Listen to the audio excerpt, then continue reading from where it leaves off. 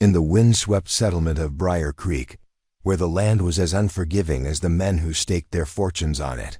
The sun began its slow descent behind jagged hills, burning the sky into a bruised palette of purple and gold.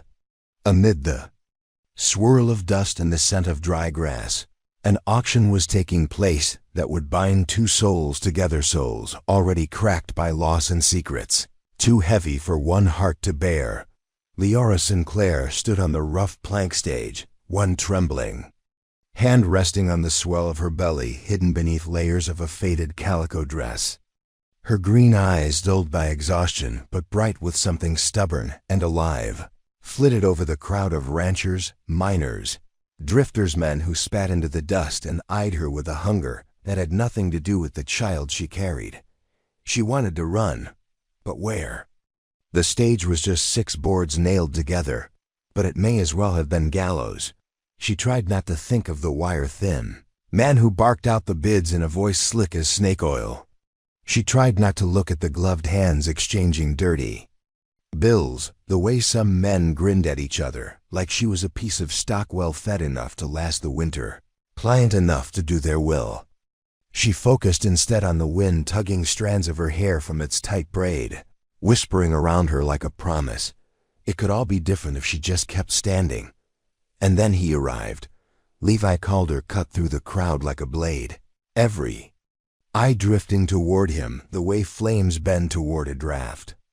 He was young for a rancher this wealthy, no older than 30, but it wasn't his tailored coat or the polished boots that made men step aside. It was his eyes, ice blue, unwavering, the kind that didn't flinch in hardship or cruelty. His boots struck the boards of the platform with a steady thud. Leora felt the sound in her ribs. She'd heard of him, of course. Everyone had. Rich, they said, rich enough to buy a town. Rich enough to bury his troubles in whiskey and cattle. They said he didn't smile. Not since the fire that claimed his father's ranch house and half his family with it. They said he was looking for something to fill that charred hole inside him. And tonight, it seemed he'd decided she was it. The auctioneer's voice warbled, then sharpened when he recognized who was stepping forward. "Mr. Calder, didn't expect you to come out tonight. Looking for new help?" Levi said nothing, his eyes never leaving Leora's face. There was something about the way he looked at her that made her spine straighten, made her hands drop to her sides instead of clenching around her skirts.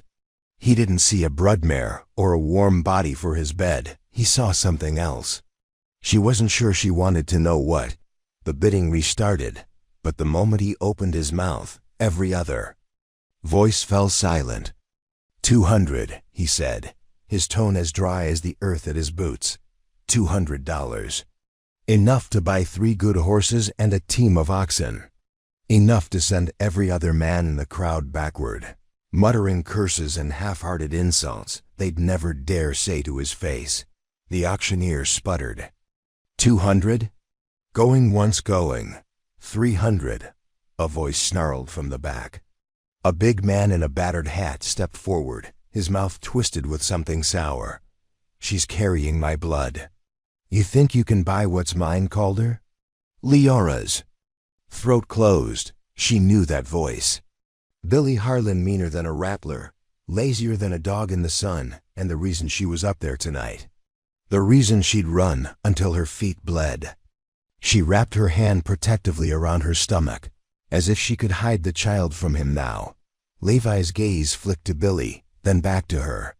He raised one gloved hand, flicked his wrist like shooing a fly. 500, he said. The crowd gasped. The auctioneer, giddy with the scent of a windfall, slammed his hand down on the rail. Sold. And just like that, it was done. Leora could hardly breathe as she stepped off the stage. She wanted to spit at Billy's boots, to scream every ugly word she'd learned surviving men like him. But the wind was rising again, pulling her thoughts apart like frayed cloth. Her knees buckled when she reached Levi, but his hands were there, steady and surprisingly warm. He didn't say a word, just guided her toward a waiting carriage as if she weighed no more than a sack of flour.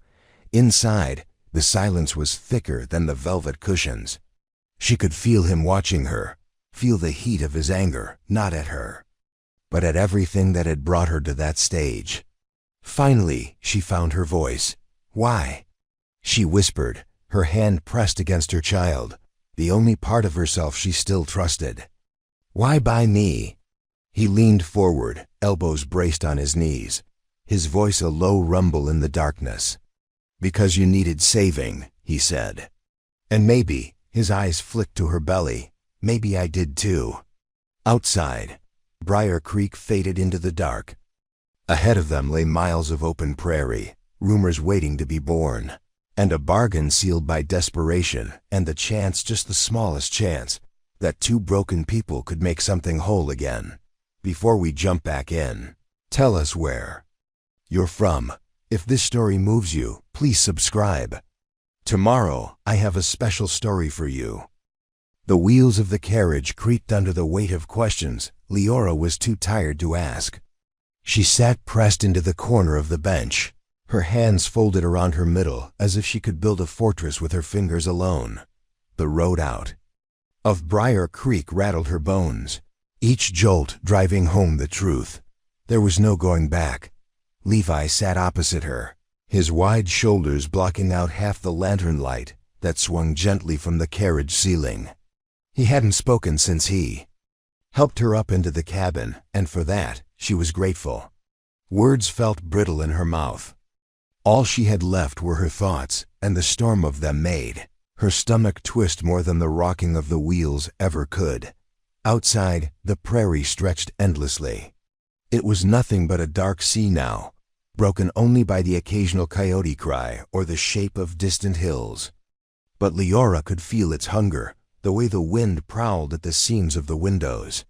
She'd grown up in country like this, wild, wide, promising freedom and delivering hardship instead. She'd thought she'd escaped it once. Foolish girl. She pressed her palm to the glass, the cold biting her skin, a sharp reminder she was awake, that she wasn't still dreaming of the life she'd left behind, when she couldn't bear the silence any longer. She drew her eyes to Levi. He was watching her, his expression carved from the same stone the mountains were made of. His hat sat beside him, the shadow it cast no longer hiding the tired lines around his eyes. For a moment, she tried to imagine what he saw when he looked at her, a bruised thing wrapped in rags, carrying another man's child. She hated that her throat burned at the thought. "Where are we going?" she asked finally, her voice so soft she nearly didn't hear it over the creak of the wheels. "My ranch." Levi's voice was as steady as the road was rough. "A few hours north. Far enough Billy Harlan won't dare sniff around. Far enough you can start over." Start over. The words tasted sour. She wanted to believe them, but they were like seeds thrown on winter ground. "He'll come. He always comes." Levi shifted forward, his elbows resting on his knees. His hands hung loose, but there was a tension in the set of his shoulders, a coiled promise of violence. She suspected few had lived to test. "If he comes, I'll handle him. That's not your burden anymore." Leora almost laughed, but the sound stuck in her chest. "You can't buy away ghosts." "I don't plan to." His eyes met hers cold blue, but under the lantern glow, there was something else there. Weariness, maybe even hope. "I plan to bury them." They fell back into silence. The lantern flickered with every rut in the road, throwing his face into fleeting shapes, the stern land baron the town feared. The boy who'd buried more than cattle in hard dirt. The man who'd spent $500 on a stranger, because something in her eyes had matched something in his own. When the night grew too heavy to hold inside, Leora shifted her gaze to the window again. She remembered a different road once, a different man beside her, whispering promises he'd never keep. She'd been 17 then, barefoot and laughing, convinced love was enough to change a man's bones. Now her bones ached from believing too much. She must have drifted. The next thing she knew, the carriage had stopped, the door wide to the scent of cold air and wood smoke. Levi offered his hand without a word, waiting as she unfolded herself from the bench. She ignored it, stepping down alone, her legs trembling. Under this sudden stretch of freedom, he didn't comment, only watched her with that same unsettling calm. The ranch house rose before her, a sturdy silhouette against the silver wash of moonlight. It wasn't grand, not the manner she'd half expected from the rumors, but it looked strong. Solid beams, a wide porch, warm light flickering behind curtained windows. Smoke trailed from the chimney, carrying with it the faint smell of stew and coffee. Leora's stomach growled, reminding her how long it had been since she'd eaten something that hadn't come out of a stranger's tin. Levi spoke low, as if he feared startling her. "Mrs. Pritchard will see to you tonight. Tomorrow we'll talk." Mrs. Pritchard appeared at the door, a squat woman with iron-gray hair pinned into a tight bun, her eyes sharp as an old hawk's. She peered at Leora, then at her belly, then back at Levi. If she disapproved, she didn't say it. She only beckoned. "Come inside, dear. You look ready to drop where you stand." Leora hesitated at the threshold. She could feel the warmth radiating from within, smell bread baking somewhere deep in the house. Her feet refused to move.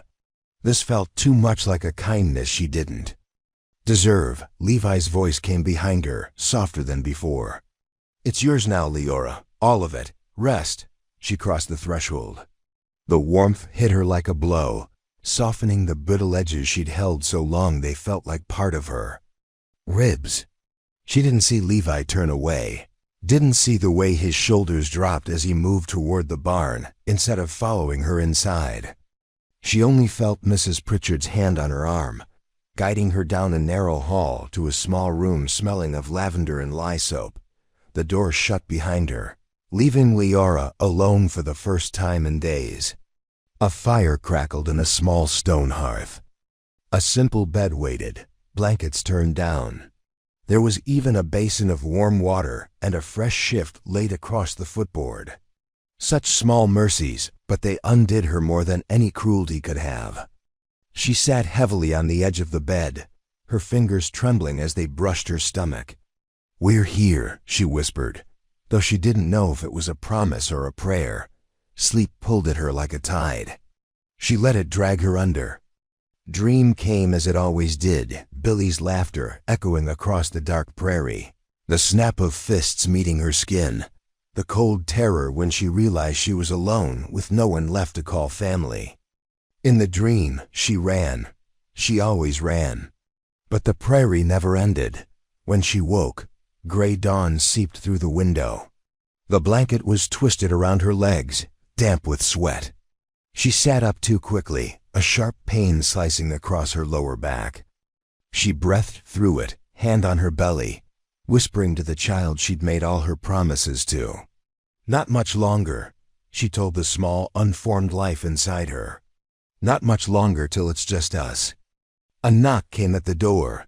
Mrs. Pritchard didn't wait for permission before opening it, carrying a tray laden with warm bread, butter, and a cup of coffee that steamed in the cold morning air. "You need food in you if you're to stand upright." "Today," she said, setting the tray on the small table by the bed. Her tone was brisk, but not unkind. Leora mumbled her thanks. She ate slowly, savoring every bite as if it might vanish.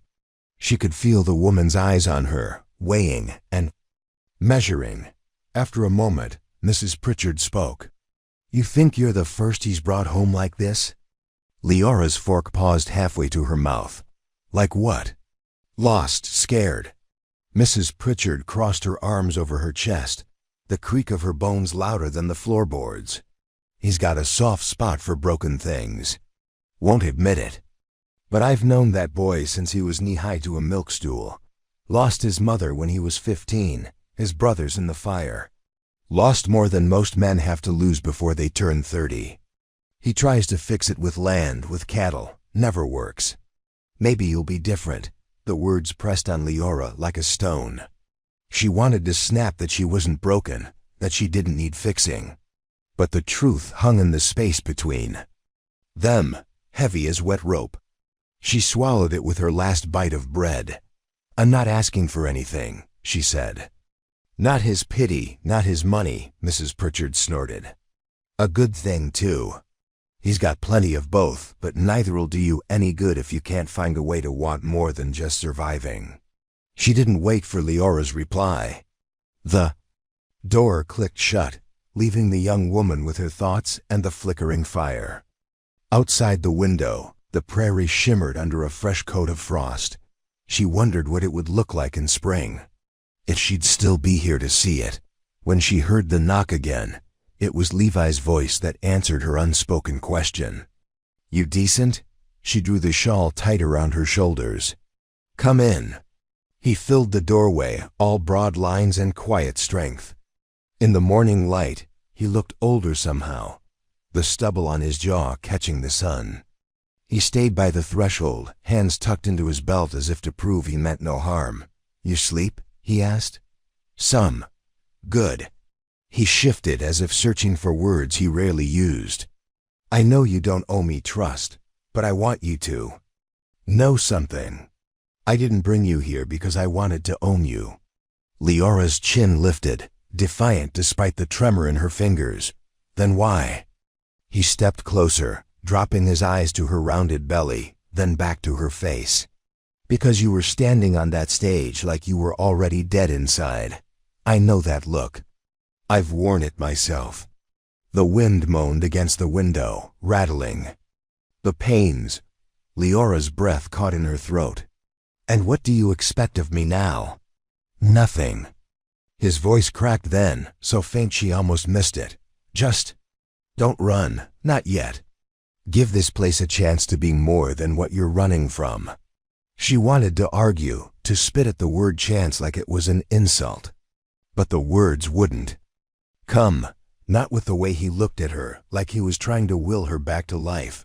He tipped his hat, a gesture so gentle it made her throat ache. Then he turned and left her in the hush of the new day, with nothing but the sound of her heartbeat and the soft kick of the child within to remind her she was still here. Still standing. Outside, the prairie waited, wide and indifferent. But this time, Leora thought, maybe she wouldn't have to face it alone. Leora didn't open the door until the last of Levi's footsteps faded from the hallway. She pressed her forehead to the cool wood, breathing slow and shallow, listening to the pulse behind her ribs. Outside, the ranch had begun to stir boots. On the porch, the clatter of buckets at the well, a low murmur of cowhands greeting dawn like it might bite back. She felt the tug of it through the walls, a life going on. Not hers yet, but close enough to brush against her knuckles. The breakfast tray sat empty on the little table. Cold butter on a chipped plate, the coffee ring staining the wood. She traced it with her finger, wondering how long she could stay inside this borrowed room before the world demanded something more from her again. A sharp rap at the door broke her drift. Mrs. Pritchard's voice, brisk and brisker still when Leora didn't answer fast enough. "You best come see this girl. No hiding today." Leora tugged the shawl tighter around her shoulders. She stepped out into the hallway's hush, feeling the warmth of the fire on her back and the draft of the morning in her hair. Mrs. Pritchard waited at the front door, her wiry arms folded across her chest. "Don't dawdle. The stock needs tending, and there's folk about who'd like a look at the ranch's new lady." "I'm no lady," Leora muttered. Mrs. Pritchard's mouth twitched at the corner. "You will be if you let yourself. Come on." They stepped onto the porch together. The yard spread wide before them, barns, paddocks, a cluster of men moving among the cattle like shadows come alive. The sky hung low and bright with the promise of a storm later, maybe rain to break the dry spell. For now the wind carried dust and the faint tang of manure and hay dot at the fence. Levi stood with two of his ranch hands. He looked bigger out here, more at home. The men leaned in, heads close as they spoke, but when Levi's eyes lifted and found her on the porch, something in his face softened. He nodded once. "Come see." Mrs. Pritchard nudged her forward with an elbow. "Go on," he means for you to learn it all. Best to start now." Leora stepped off the porch, the wood creaking behind her. Her boots sank a half-inch into the churned dirt of the yard. The air smelled cleaner out here than she'd expected, like fresh-cut grass and cold iron. She realized, not for the first time, how long it had been since she'd breathed air that didn't taste like someone else's hunger. Levi's ranch hands fell silent as she approached. Two young men, lean with the wiry strength of men, raised to respect horses more than words. They touched the brims of their hats, eyes averted not out of disrespect but something closer to discomfort. She knew that look. She wore it herself. Sometimes. The one that says, "I see you're hurt, and I won't ask where it came from." Levi gestured to the paddock. "We're short 2 hands this week. Joe here's run ragged. I thought you'd want to see what you're part of now." Leora bristled. "I'm not," but he cut her off with a look, gentle but firm. "You're not stock, Leora. You're not charity either. You're here, which means you belong to the work same as I do. You'll know what keeps you fed, or you won't stay. Simple as that. A test, then." She lifted her chin, brushing past the men to the fence. Inside the pen, a young mare bucked at her halter, ears pinned flat, eyes rolling white at the corners. Her flanks were lathered with sweat. "New blood," Joe said quietly. "Untouched till last week. She's got spirit." Leora rested her, forearms on the top rail. "Spirit won't fill a trough." The ranch hand cracked a grin. "No, ma'am. But it keeps your line strong." She watched the horse circle, nostrils flaring at the scent of strangers. The wild in her reminded Leora too much of herself. A thing half-tamed, half-ready to bolt. "Want to name her?"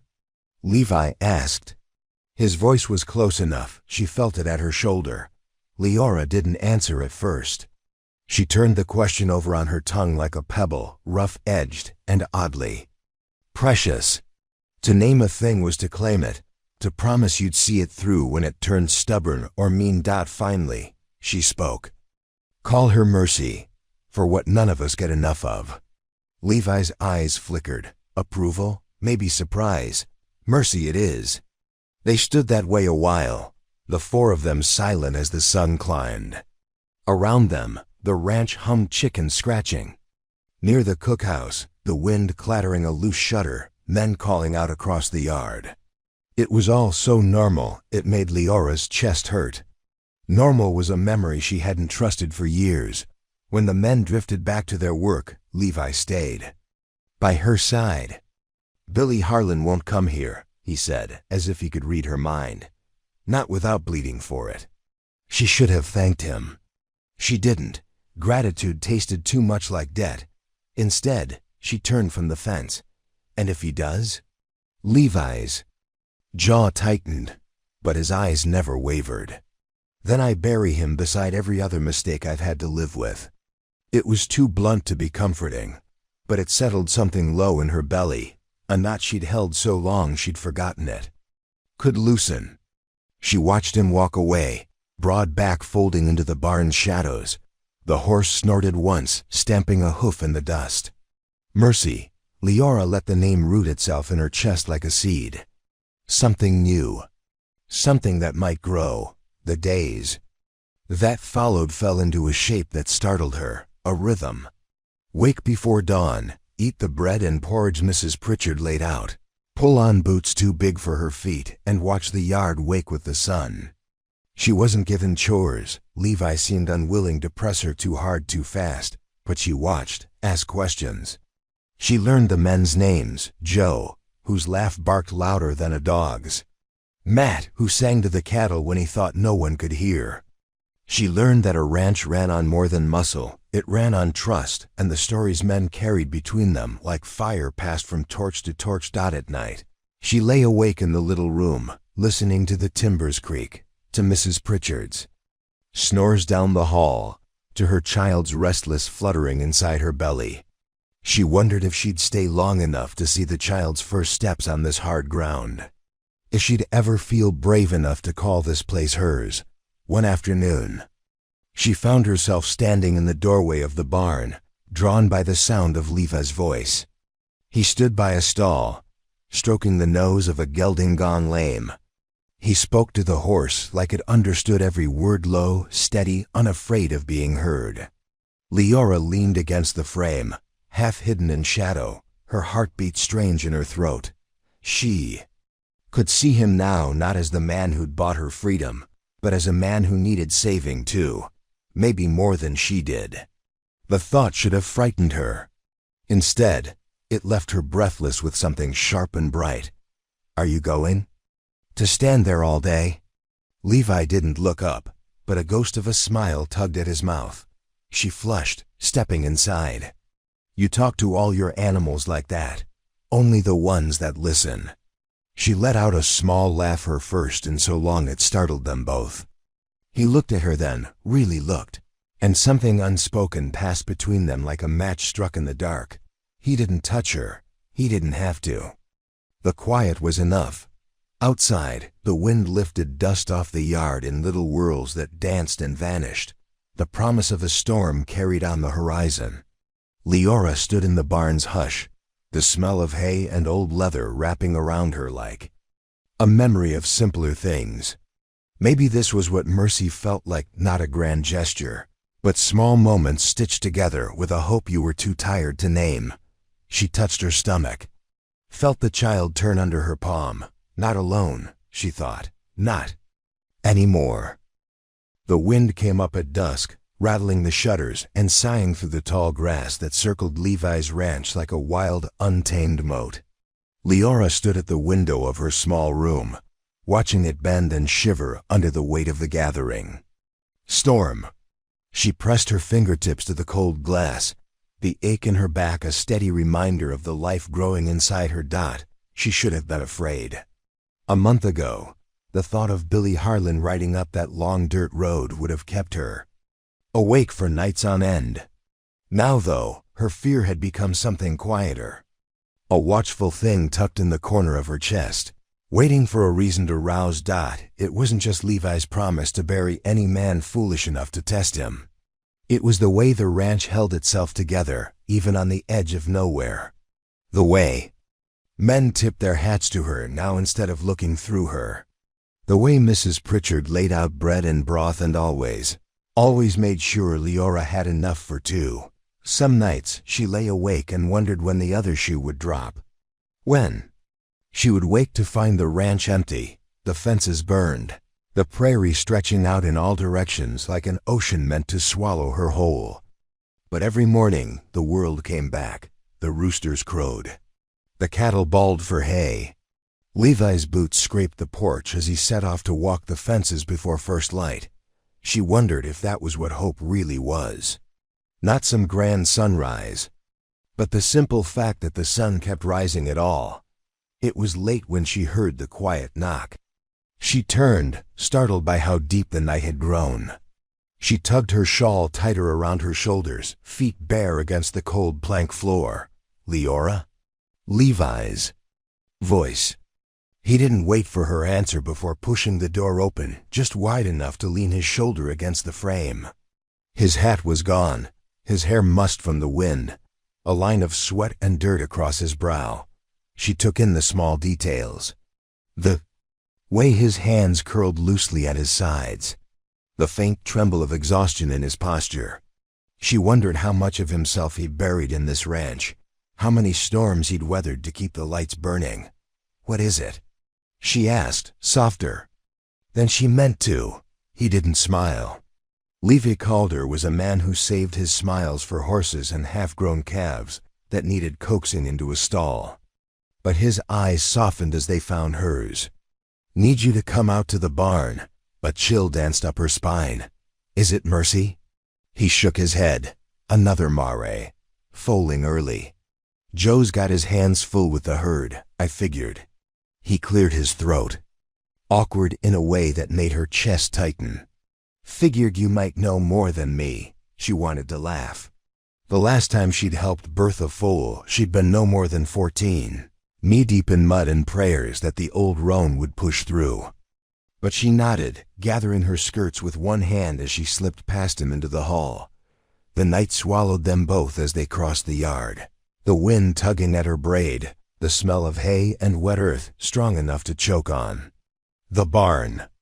Door creaked open to the familiar warmth of animal breath and old wood. Inside, a lantern flickered near the back stall, where Joe stood elbow-deep in the patient agony of birth. The mare lay on her side, flanks heaving, eyes wide and rolling.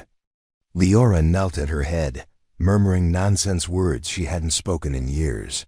Her palms smoothed along the sweat-slicked neck, the rhythm as steady as a lullaby.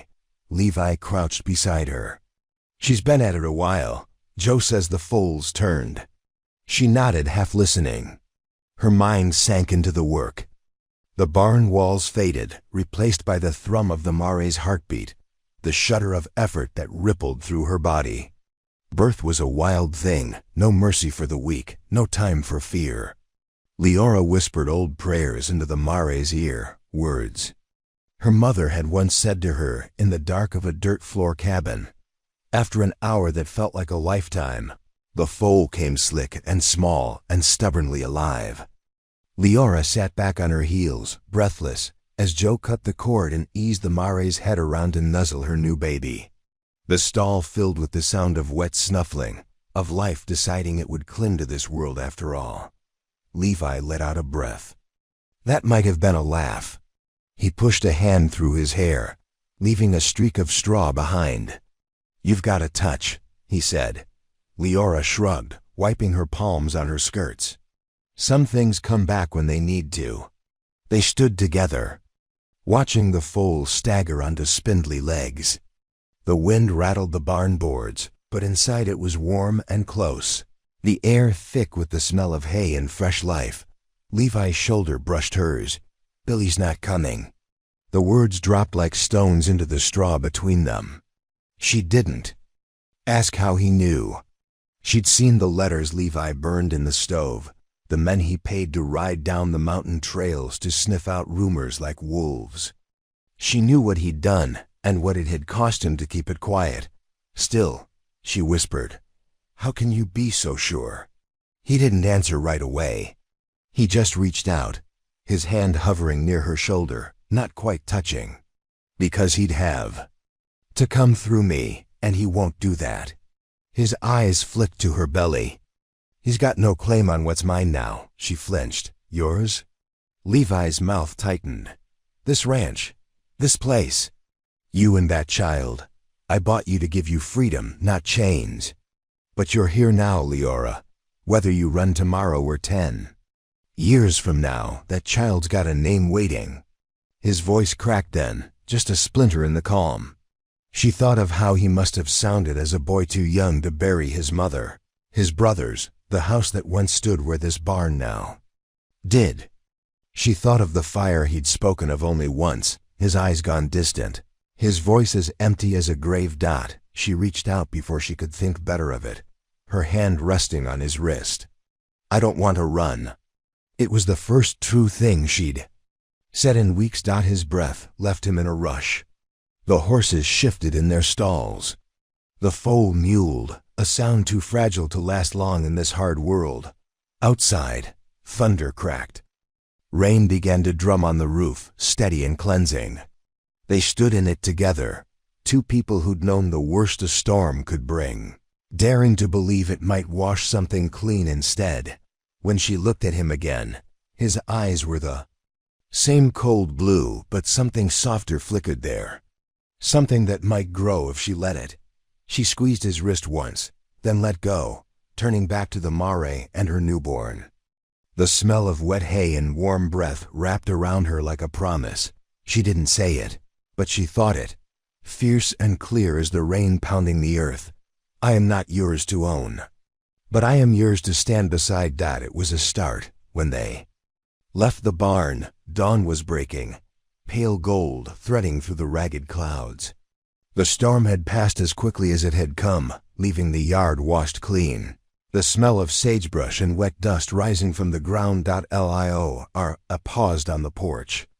Steps, rainwater dripping from her hair. Levi stood behind her, his shadow stretching long across the yard. "You should sleep," he said. "You've done enough for one night." She shook her head, breathing deep. "I want to see the sun come up," and so they did. They stood there, two figures, bruised by what they'd survived, hands brushing once, then again. Watching the sky brighten over the prairie, they breathed together in the hush before the day claimed them, two people learning what it meant to build something that might last longer than their scars. When Mrs. Pritchard called from the doorway, her voice as sharp as the morning air, Leora only smiled. "Coffee's on," the old woman said, "and you both smell like the barn." Levi barked a laugh that startled them both.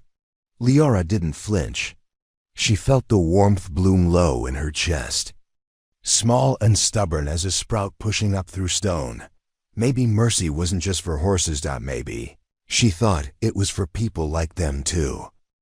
Leora woke to the smell of biscuits and the sound of hammers ringing off the barn's frame. The sun was barely past the horizon, spilling pale light through the thin curtains that fluttered in the breeze. She pressed a hand to her belly, feeling the baby shift against her palm like a reminder she wasn't the same girl who'd stood on that auction block, cold and shaking. Not anymore. She dressed slowly, pulling her shawl tight around her shoulders. Her boots waited by the door, worn at the toes, a half size too big. She slipped them on anyway. They'd carried her here. They'd carry her further. The kitchen was warm with the scent of rising dough and frying bacon.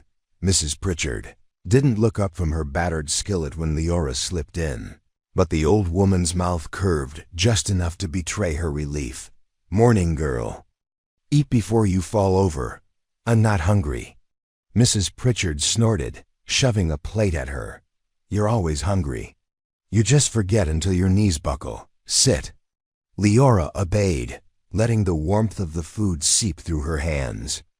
She watched the woman move around the kitchen with the easy grace of someone who'd long ago learned to make do with what she had. There was comfort in that. In this kitchen where the walls stayed standing and the door stayed bolted tight against what waited outside. When her plate was empty, she stood and brushed breadcrumbs from her skirts. "Where's Levi?" Mrs. Pritchard tilted her chin toward the window. "Out at the north fence. Took Joe and Matt with him. Some of the herd's been pushing through the lower pasture. He means to mend it before they wander too close to the river." Leora hesitated, fingers curling in her skirts. "Can I?" Mrs. Pritchard cut her off with a raised brow. "You want to stand in the sun and watch men hammer boards? Go on then. Just don't come back whining when your feet swell." Ghost of a smile pulled at Leora's mouth. She slipped outside, the screen door thudding gently behind her. The morning was crisp, the scent of sage heavy in the air. She followed the narrow path past the barn and Mercy's paddock. The mare stood near the fence, her young foal pressed close to her flank. Leora paused, hand resting on the rough rail, watching the way the newborn nuzzled for milk. It made something twist sweet and painful inside her. Mercy lifted her head, ears twitching toward Leora. It felt like a greeting, or maybe a reminder wild things recognize their own. When she reached the north fence, the hammering stopped. Levi stood on the far side of a sagging post, sleeves rolled up to his elbows, sweat streaking the dust on his throat. Joe and Matt leaned on their shovels, sharing a quiet joke that died the moment they saw her. Levi's eyes found hers instantly. They always did, as if he kept a piece of himself trained on her every hour of the day. He didn't smile, but he didn't look away either. "Fence won't mend itself," Joe muttered, half grinning at Matt as he drove a nail home. Leora ignored them. She stepped closer to Levi, arms folded tight under her breasts. "You could have asked for help." He shrugged, setting a post straight with one boot. "Didn't know you were handy with a hammer." "I'm not." She frowned. "But I can hold boards, fetch nails, something." A muscle jumped in his jaw. He didn't say no, but he didn't say yes either. Instead, He tipped his chin toward a pile of cedar rails stacked nearby. Grab the short ones. They fit the bottom rung. She did as he asked. Her palms stung where the splinters bit, but she said nothing. The work was slow but steady, the kind that left room for thoughts to rattle around in her skull. She listened to the scrape of metal, the thunk of the hammer, the low murmur of the men's voices when they thought she wasn't listening.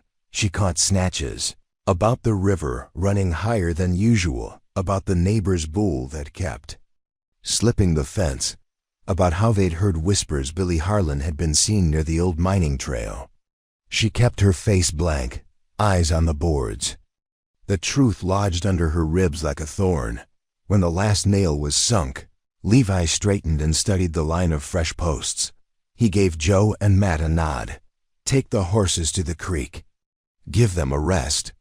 The men tipped their hats at Leora before leading the animals away, boots crunching through dry grass. When they were alone, Levi let out a slow breath, shoulders rolling back like a man bracing for something he didn't want to say. You heard them. It wasn't a question. She tucked her hair behind her ear, the wind whipping it loose again. The moment she let go, Billy's closer than you thought. He looked past her, toward the distant line of hills. He'll come. Or he won't. Either way, we're ready. I don't want you killing for me. His eyes snapped back to hers, pale and sharp. You'd rather run again? Spend the next 10 years looking over your shoulder. Raise that baby wondering whose shadow's waiting at the door. She flinched. Not from the bite in his voice, but from how it fit the fear she still carried like a second skin. I don't want him dead because of me, because of what I did. Levi stepped closer, the scent of sweat and cedar and cold metal clinging to him. You didn't do this. He did. He made you run. He made you stand on that stage. And now he wants to drag you back through every mile you fought to put between you. She looked down at her boots, at the fresh dirt clinging to the cracked leather. I just want to live. Quiet. Safe. That's all I ever wanted. A rough laugh broke from his chest. You think I don't want the same? She lifted her head. For the first time, she saw the exhaustion in his eyes, the way his shoulders curled forward like the weight of the world was strapped across his back. Not just this ranch. Not just the cattle and fences and storms that came without warning. But her too. The woman he'd pulled from the brink, who carried the child of another man but looked at him like he was the only thing standing between her and the void. I won't run. Levi, she said. Not again. He stared at her for a long moment. Then, slow as a sunrise, he reached out.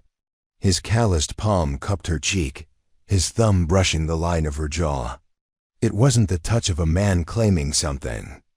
It was the touch of a man anchoring himself to the only thing he could still hold steady. You're stronger than you know. He murmured. She wanted to believe him. Maybe she did. A breeze stirred the tall grass, carrying the distant smell of rain. Levi dropped his hand but didn't step back. Go on inside. Tell Pritchard to keep the lamps low tonight.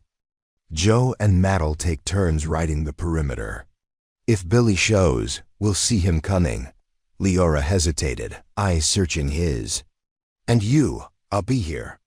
His gaze drifted over the fence line, the open field beyond. Always. She left him there, hammer in hand, boots braced in the dirt like he could hold back the entire world if it came crashing through that fence. The sky bruised to purple before the first drops fell.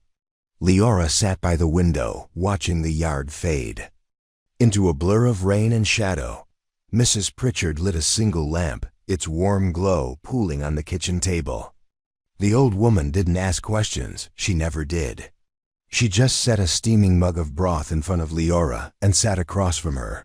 Knitting needles clicking in the hushed out thunder growled somewhere far off.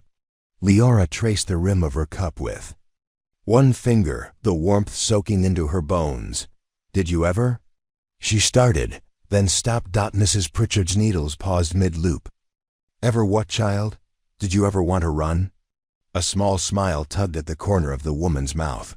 Run? I did run. Once. Leora's eyes widened.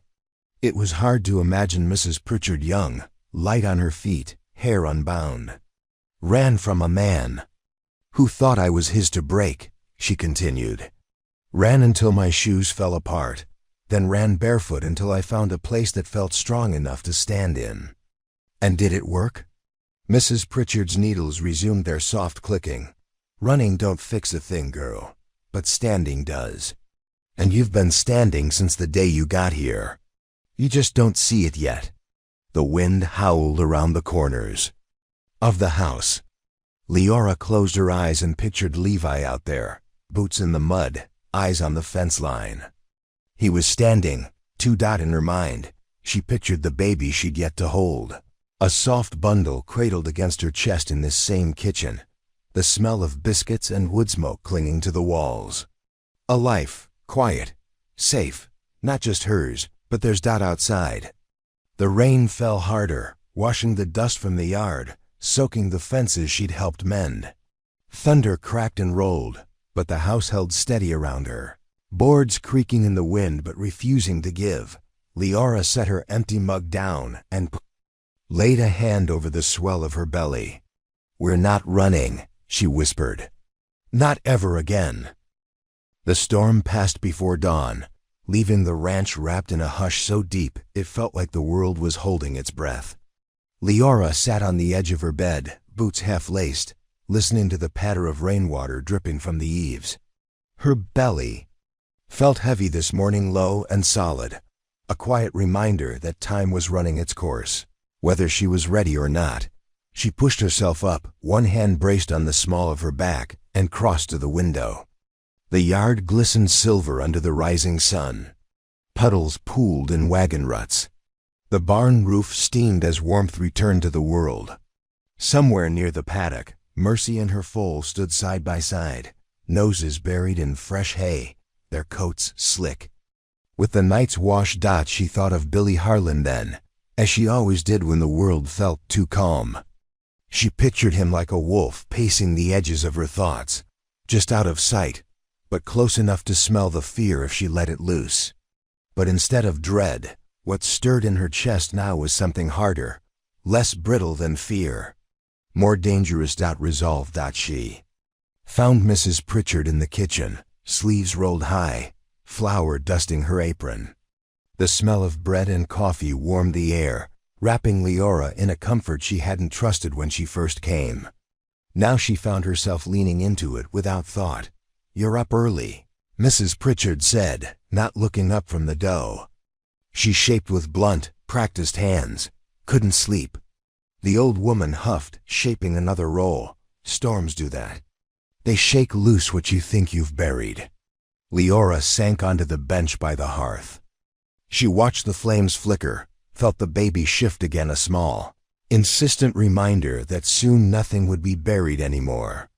Everything would be laid out in the light, no room for old ghosts. "Did Levi come in?" she asked after a moment. Mrs. Pritchard's hands didn't pause. "He did, half-drowned, stubborn mule. Sat up at the table until near dawn. Wouldn't say a word, just stared into the fire like it owed him answers. He's still out there? Out at the south pasture. Checking for washouts. Fences hold here. They hold everywhere." The older woman caught Leora's eyes then, her own sharp as flint. "Don't go thinking he's made of iron, girl. Even iron bends when it carries too much." Leora didn't answer. She just stood, pressing a hand to her back as she stepped onto the porch. The boards were slick under her boots, but she liked the way the damp air kissed her skin like a baptism after the long, choking months behind her. She followed the trail toward the south pasture. The mud sucked at her steps, but she kept moving. The closer she got, the clearer Levi's shape became, a lone figure at the fence line, shoulders hunched, hat pulled low against the drizzle still clinging to the morning. He didn't hear her at first. She stopped a few paces back, watching him run his hands along the rails, testing each post with a shove. The gesture struck her, somehow more intimate than any touch they'd shared. This land was in his bones. This place was as much a part of him as the breath in his chest. Finally, he turned, eyes narrowing when he saw her. "You shouldn't be out here," ground slick. She didn't flinch. "You're out here. That's different." "How?" His jaw worked. He gestured at the fence. "I know these lines. Where they give, where they hold. One weak post brings the whole thing down. Better to check it yourself than trust a man who'll swear it's strong just to save his pride." She stepped closer, close enough to see the mud caked along the hem of his coat, the fine tremor in his hands when he thought she wasn't looking. "And what about when it's you that's weak? Who checks you?" His eyes flared, pale blue in the dim light. "I don't break, Leora." She lifted her chin. "That's not what I asked." A low wind tugged her braid loose. The world smelled clean, like wet cedar and turned soil. Levi looked past her, toward the distant trees where fog clung to the branches like ghosts reluctant to leave. "When I was 17, he said, voice rough as gravel, "I watched my father bury 3 men. Good men, killed trying to keep cattle from crossing the river in spring thaw. Flood took them same as it took the fence, same as it took half the herd. My father said, land don't love you back. You work it anyway. I've been working it ever since." She heard what he didn't say, that he'd learned to brace and bear it, to stand and watch the river rise, even if it took the best of what he'd built. "Levi," but he cut her off with a look that made the words stick behind her teeth. "You should be inside, rest." She felt anger, then familiar and sharp, but clean, like fresh air in her lungs. "I'm not a fragile thing you can shut up in a room." His lip twitched. Not quite a smile, not quite an apology. "Never said you were. Then stop treating me like one." He stepped closer, boots squelching in the mud. His hand lifted, hesitated, then settled against her cheek, thumb brushing the soft place under her eye. "I'd tear this land apart, board by board, if it meant you and that baby never had to fear what waits beyond it." Her eyes burned. "And I'd stand beside you to put it back together again." He let out a breath that sounded too much like surrender. When he pulled her close, she went willingly, pressing her face into the warmth of his neck. The fence creaked under the wind, but it held. For now it held. That night, the house felt too small for the thoughts Leora carried like stones in her apron pocket.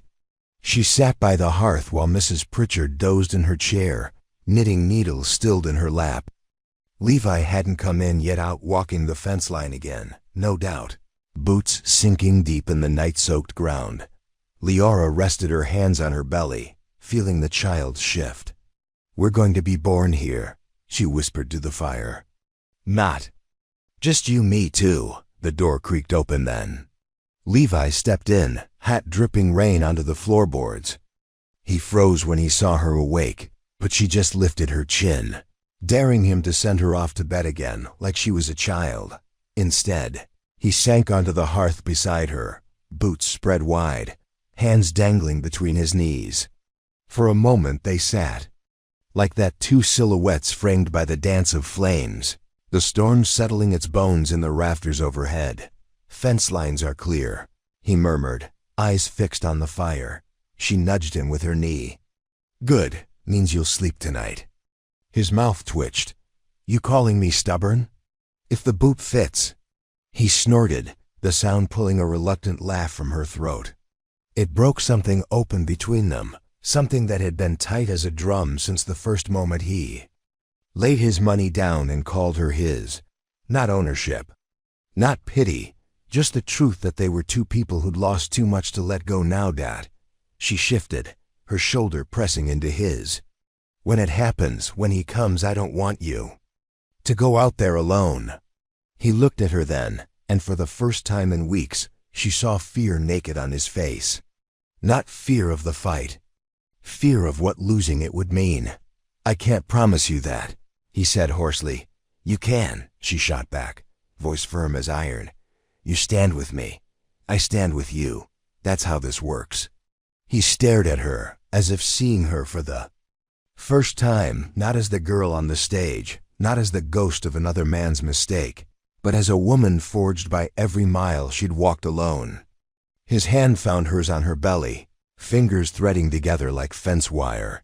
"Then that's how it'll be," he said. Outside, thunder rumbled, but it felt distant, now just noise at the edge of a promise they'd made to each other in the hush of an old ranch house that had stood long enough to teach them what it meant to hold. She leaned her head against his shoulder. He didn't flinch. He only squeezed her hand tighter, his other arm settling around her back like a brace that would never buckle. They sat that way until the fire burned low, until Mrs. Pritchard's snores drifted soft and steady through the dark, until the wind outside stilled and the world felt, for a moment, like it might stay this quiet forever. Leora breathed it in like a prayer. This was what it meant to stand. And this time, she wouldn't do it alone. Morning came slow and sullen, the sky the color of old bruises. Leora woke to the sound of boots on the porch, low voices carrying through the crack beneath her door. She lay still a moment, the quilt pulled up to her chin, one hand curved protectively. Over her belly, the baby stirred, a roll and push beneath her ribs that made her catch her breath. Not long now. Not long at all. She swung her legs over the edge of the bed, boots waiting where she'd left them, mud still crusted on the soles from the south pasture. She liked the dirt under her feet now. It made her feel anchored, like every step she took here rooted her deeper into the land Levi called his, and now, maybe hers too. When she stepped into the kitchen, the voices fell silent. Levi stood by the door, hat in hand, hair damp from the mist outside. Joe and Matt sat at the table, eyes darting to Leora and then away again, like boys caught whispering secrets. They weren't sure they had the stomach to share. Mrs. Pritchard set a mug of coffee in front of Leora with a quiet clink. "Sit, girl, warm up before you go asking questions." But Leora's eyes were locked on Levi's. "What is it?" Levi's jaw tightened. He rolled his hat between his palms, the brim soft and worn from years of handling. "Billy's been seen. Closer this time. Crossed the ridge last night with 2 men trailing him." Joe spoke up, voice low. "Neighbor down at Ridge Hollow says he stopped for supplies. Told the shopkeep he's got unfinished business. Unfinished business." The words tasted like ash in Leora's mouth. She stared into her coffee, watching the steam curl and vanish. Her free hand drifted to her belly. The baby kicked once, like it could feel the storm gathering too. "Didn't think he'd get this close," Matt muttered. Looking to Levi for some sign, the boss had an answer none of them did. "He's been this close before," Levi said evenly. "Difference is, this time he'll find the road ends here." Mrs. Pritchard snorted, wiping her hands on her apron. "He'll find more than that if he's fool enough to knock on my door." Leora almost smiled at that, almost, but it caught behind her teeth, tangled up in the memory of cold nights on the road, of waking to Billy's boots crunching across the yard of whatever shack he'd cornered her in. He'd always found her. No matter how far she'd run, this time she'd stand. She'd promised herself. She'd promised Levi. But promises had a way of sounding thin when the past came knocking with fists and gun barrels. "Joe," Levi said, dragging her back to the kitchen's warmth. "Ride to Carson's Crossing. Tell Sheriff Merton what we've heard. He's got good men there. If Billy's fool enough to drag trouble across county lines, I want every badge he sees to remind him he ain't the law anymore." Joe nodded, finishing the last of his biscuit in one bite. He tipped his hat to Leora on the way out. "Miss Sinclair." She flinched at her old name. It tasted like the girl who'd run barefoot across creeks, who'd sworn on a bottle of cheap whiskey that love could fix a man.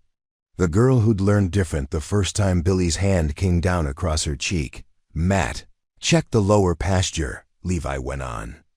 "I want eyes on that side till sundown. Don't take chances. If you see anything, you ride back fast. Understand?" "Yes, sir." The door banged shut behind him, the cold morning pressing in for a moment, before Mrs. Pritchard shoved it closed. With her hip, Leora found her voice then, quiet but steady. "And me?" Levi's head came up. "You stay close, inside if you can. If not, I stand with you," she finished for him. His eyes softened, but the line of his shoulders stayed tense. "Ain't asking you to carry a gun." She lifted her chin, feeling the weight of the iron tucked away in the back of the pantry. She'd cleaned it herself 2 days ago, hands steady as she loaded each chamber. "I know, doesn't mean I won't." Mrs. Pritchard barked out a laugh sharp as a crow's caw. "Well, he'll wish he never climbed on his horse if he sees you holding that old piece." The kettle whistled. The smell of bread rose warm and sweet. And yet outside, the wind rattled the window panes like a warning. Midday brought a restless hush over the yard. Leora helped Mrs. Pritchard set bread to rise, her fingers kneading dough into neat rounds, while her mind ran circles faster than her hands ever could. Levi paced the porch, boots scraping the boards in a steady rhythm she found oddly comforting. Each step was a promise. "I'm here. I'm watching. I'm ready." When the sun slipped low behind the hills, shadows spilled long and crooked across the paddocks. The horses stamped and whickered in their stalls, restless with the shift in the wind. Leora stood at the window, palms braced on the sill, watching Levi speak with Matt by the fence line. She couldn't hear the words, but she didn't need to. She saw it in the way Levi's shoulders squared, in the way Matt nodded once before riding off down the trail toward Ridge Hollow. Mrs. Pritchard came to stand behind her, wiping her hands on a dishcloth. "You want the truth, girl?" Leora didn't turn, always. The old woman's voice was softer than usual. "He'd burn this place to the ground before he let that man touch you again. And if he does, you'd better be ready to help him rebuild it. Brick by brick. That's the kind of promise you're in now." Leora's throat tightened. She'd never asked for promises. She'd learned too young what they cost. But standing here, in this drafty kitchen with the smell of biscuits and old timber wrapped around her, she realized maybe it was never about asking. Maybe it was about being willing to stay when the flames came. She turned then, eyes meeting Mrs. Pritchard's steady gaze. "I'm ready." The woman's mouth twitched. "Good. Now fetch that pistol you hid behind the preserves. And don't you dare drop it if the door rattles tonight." The night settled thick as a blanket, every creak of the boards beneath her feet sharper than a gunshot. Levi came in from the porch only once, pressing a cold kiss to her forehead before moving to the front room. He stood by the window, watching the yard as if he could see every shadow that shifted through the grass. Leora sat in the rocking chair by the hearth, pistol resting in her lap. Her thumb traced the grooves in the worn grip, the metal warm from her palm. She wasn't shaking. That surprised her most of all. They didn't speak. There was nothing left to say. Just the pop of the fire, the hiss of the wind under the eaves, the steady drum of her heartbeat keeping time with the life that kicked and turned inside her. Near midnight, Levi crossed to her, boots silent on the plank floor. He sank to one knee, hands braced on her thighs. His eyes were pale fire in the flickering light. "If he comes tonight, I need you to know something," she swallowed. "Don't." "Leora." She laid a hand over his, fingers digging into his skin. "I'm not leaving you alone with this. I'm not running out the back like some rabbit waiting to be snared." He barked a soft laugh, rough and low. "Didn't figure you would."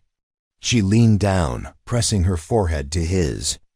"Then don't waste your breath on goodbyes." His breath shuddered against her skin. One of his hands slipped to her belly, palm wide and warm. The baby shifted, as if drawn to the weight of him. A promise passed from skin to skin. He rose, boots creaking, and went back to his place by the window. Leora watched the dark yard with him, the pistol a familiar weight across her knees. The fire burned low, but neither of them moved to feed it. They sat that way, two souls braced against a storm they'd both seen coming. And when a shape finally rose from the black edge of the yard, tall and lean, shoulders hunched against the wind, Leora didn't flinch. She just stood, every mile she'd ever run folding behind her like a road that no longer mattered. This time, she thought, her hand tightening on the gun. This time I stand. The world outside the window felt smaller than the storm that raged inside her. Leora stood just behind Levi, her hand braced on the rough frame as she watched the figure cross the yard. The man moved like he owned every inch he stepped on, boots, leaving no trace in the half-frozen mud. Moonlight caught the glint of something tucked at his hip, a pistol. She knew better than she knew her own name. Billy Harlan hadn't changed much. Even from this distance, she saw the same swagger, the same snake smile barely hidden under the brim of his hat. She felt the old ache of bruises that had long since healed, the ghost of his voice when it turned soft before it turned cruel. But she felt something else too, a coiled calm that made her pulse steady instead of race. Not tonight, not here. Levi's shoulders shifted. She could feel the tension rolling off him, the promise humming under his skin. He'd kept her safe since the moment he'd laid down that money. But what she understood now, standing shoulder to shoulder with him at this window, was that she'd kept herself safe too. By staying. By refusing to run. Billy stopped just beyond the gate. The fence that had held cattle for generations now held him at the edge of their life like a wolf pressed against glass. He won't come closer yet, Levi murmured. He'll want you to come to him, make you beg. Leora lifted her chin, eyes never leaving the shadow beyond the gate. Then he'll die disappointed. Levi's lips twitched. Almost a smile. Almost. Mrs. Pritchard appeared at Leora's elbow like a spirit conjured by the smell of blood in the air. Her shotgun rested easy against her shoulder, the stock worn smooth by decades of knowing when to stand her ground. You want me to tell him to go to hell? She asked dryly. Leora's voice came quiet but sure. Not yet. Thunder rolled far off over the hills, the wind catching the hem of Levi's coat as he stepped onto the porch. Leora followed. They were side by side now, boots on the same boards, breath clouding in the cold. The man by the gate tipped his hat, like they were old friends meeting at a dance instead of standing on the line where someone's blood was bound. To spill, Leora, Billy called, voice honeyed and lazy, the same drawl that had once whispered love into her hair, while his hands left bruises down her arms. Ain't you going to invite me in? Levi's hand brushed her hip, settling at her back like a promise made of flesh and bone.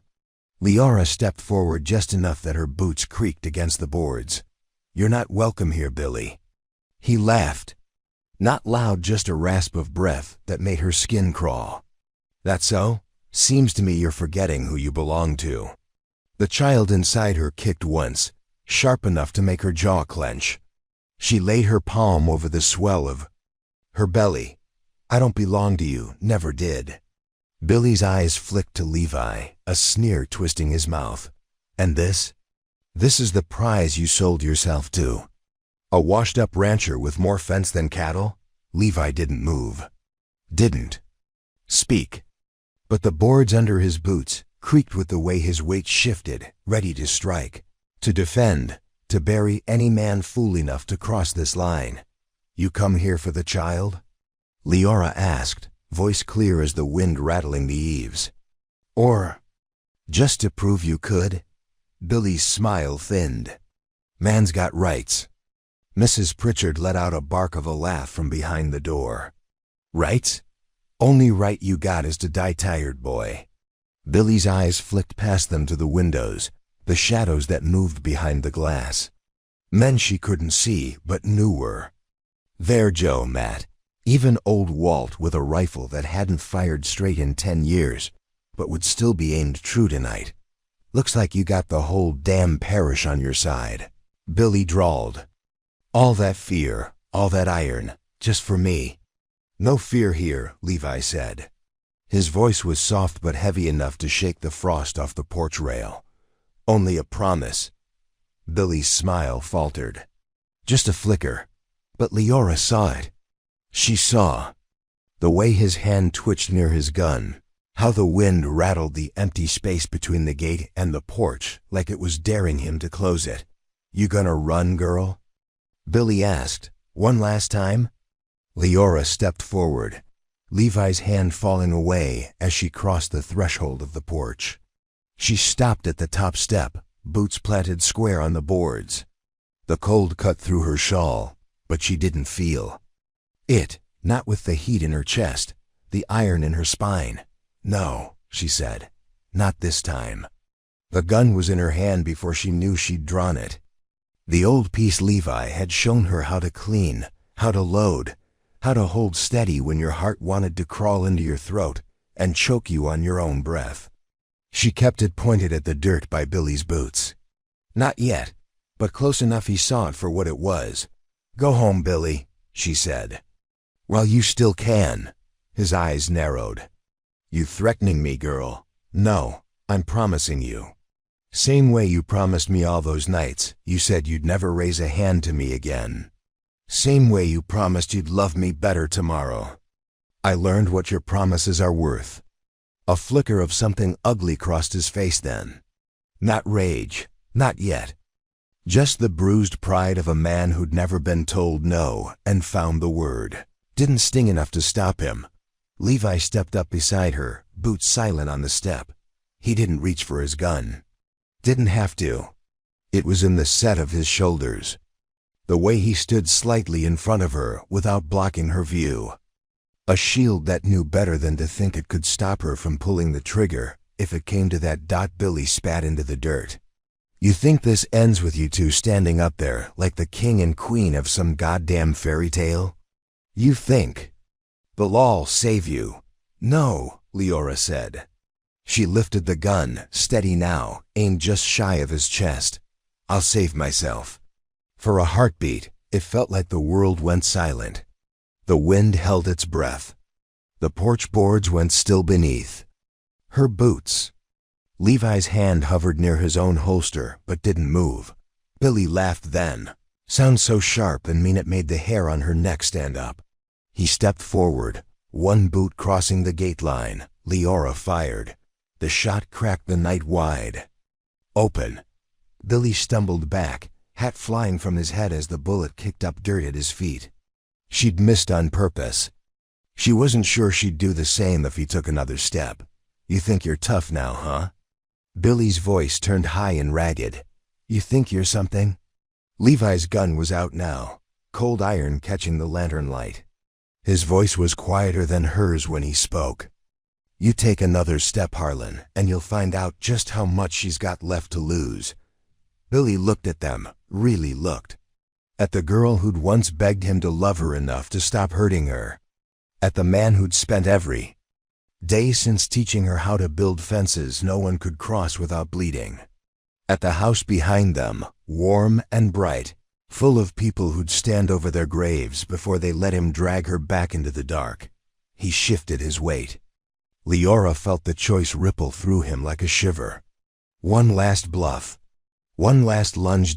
She sighted down the barrel, the cold bite of the wind on her cheek. "Try it," she breathed. For once, Billy didn't. He backed away, boots dragging in the mud. He bent for his hat, crammed it down over his greasy hair, and spat another curse that blew away in the wind. "You'll see me again," he hissed. "You'll wish you'd run while you could." Levi's gun didn't waver. Leora's didn't either. They watched him cross back through the gate, a figure swallowed by moonlight and drifting snow. They didn't speak until the night closed. Around him, until his footsteps faded like a bad dream that wouldn't dare haunt them again. Levi lowered his gun first, breath leaving him in a long, raw exhale. "You're shaking," he murmured. Lior turned to him, pistol still warm in her hand. "I'm standing," she said. And in his eyes sharp blue gone soft as dawn, she saw the truth of it. She always would. The wind died with him gone. It didn't roar or howl the way it had when Billy's threats carried on its back. Now it settled into a hush so deep, Leora felt it in her bones, a quiet that rang louder than gunfire, deeper than a cut that would ever heal smooth. She stood there on the porch long after the echo of his boots vanished beyond the gate. Levi hadn't lowered his gun until she lowered hers first. He hadn't spoken until her breath came easy again, shoulders uncoiling one knot at a time. He hadn't touched her yet, but she felt him beside her, a warmth in the cold that reminded her what it meant to stand together. Inside, Mrs. Pritchard cracked the door just enough to call out, voice rough but steady. "Bring her in, no sense freezing out there for a ghost." Levi looked to Leora. He wouldn't move until she did. That's what trust felt like. She thought a choice he'd let her make, even if every nerve in his body still begged to shield her. She lowered the pistol, sliding it into the folds of her shawl. One last look at the yard, moonlight silvering the muddy tracks Billy left behind. Proof he'd come close enough to tear down everything she'd built. Proof he hadn't. Levi held the door as she stepped inside. The warmth of the hearth rushed up to meet her, carrying the smell of old wood and strong coffee and bread gone cold on the table. The normal things. The things that anchored her to the floorboards when the world threatened to take her feet out from under her. "Sit," Mrs. Pritchard barked, already moving to stoke the fire higher. "Feet up. Gun down, and someone pour the girl a proper cup before she decides to faint just to spite us." Leora almost laughed, but it snagged in her chest. Levi guided her to the chair closest to the hearth, his hand brushing her back just once before he moved away. He busied himself by the window, eyes flicking to the yard every few seconds. Watching, always watching. The rocking chair creaked under her weight. She hadn't realized how badly her knees shook until she settled. She laid the gun on her lap, fingers tracing the scratches along its grip. A relic that had almost rewritten the story of her life tonight. Mrs. Pritchard pressed a warm mug into her hands, her eyes sharp as a blade, but softer than Leora had ever seen them. "Drink, child, your heart's rattling loud enough to wake the dead." Leora drank. The coffee burned her tongue. She welcomed the pain. It made the cold recede, the edges sharpen. The truth settled deep. "He'll come back," Levi said. He hadn't turned from the window. His voice was quiet, but every word hit like a hammer. "Next time he won't stand at the gate. He'll ride up in the dark, catch us sleeping if we let him." Mrs. Pritchard crossed her arms. "A man who flees once will flee again. Cowards never make a stand twice." Levi shook his head. "Billy ain't a man. He's a sickness. You cut it once, it finds another way back through the scar." Leora set her mug on the floorboards, the heat gone bitter in her mouth. "Then we don't give him a scar to crawl through." Levi finally turned. His eyes found hers tired, lined at the corners, but bright. "What are you saying?" She pressed her palm over her belly, the baby shifting like it wanted in on this. "Promise to." "I'm saying I'm done letting him decide when the fighting ends." Mrs. Pritchard let out a breath that might have been a laugh if it didn't sound so sharp. "You going to track him, girl? Do you know how?" Leora's eyes flicked to Levi. "You do." The room fell quiet. Levi looked at her like she'd just spoken something holy or terrible or both. His hands flexed at his sides. "You asking me to hunt him?" "No," she said. "I'm asking you to finish this. Not for me, not for the past. For what comes next." She felt the child roll inside her. Not hers alone anymore. Not Levi's to protect in her place. Theirs to protect together, and together was a promise sharper than any bullet. Levi's jaw worked. "You're asking me to kill him." She shook her head. "I'm asking you to end him." The difference lay in the way the words hung between them, less about blood, more about roots. Less about what Billy deserved, more about what he didn't deserve to threaten ever again. Mrs. Pritchard moved to the stove, spooning cold stew into a bowl. She set it on the table with a thunk. "Eat first, kill him later.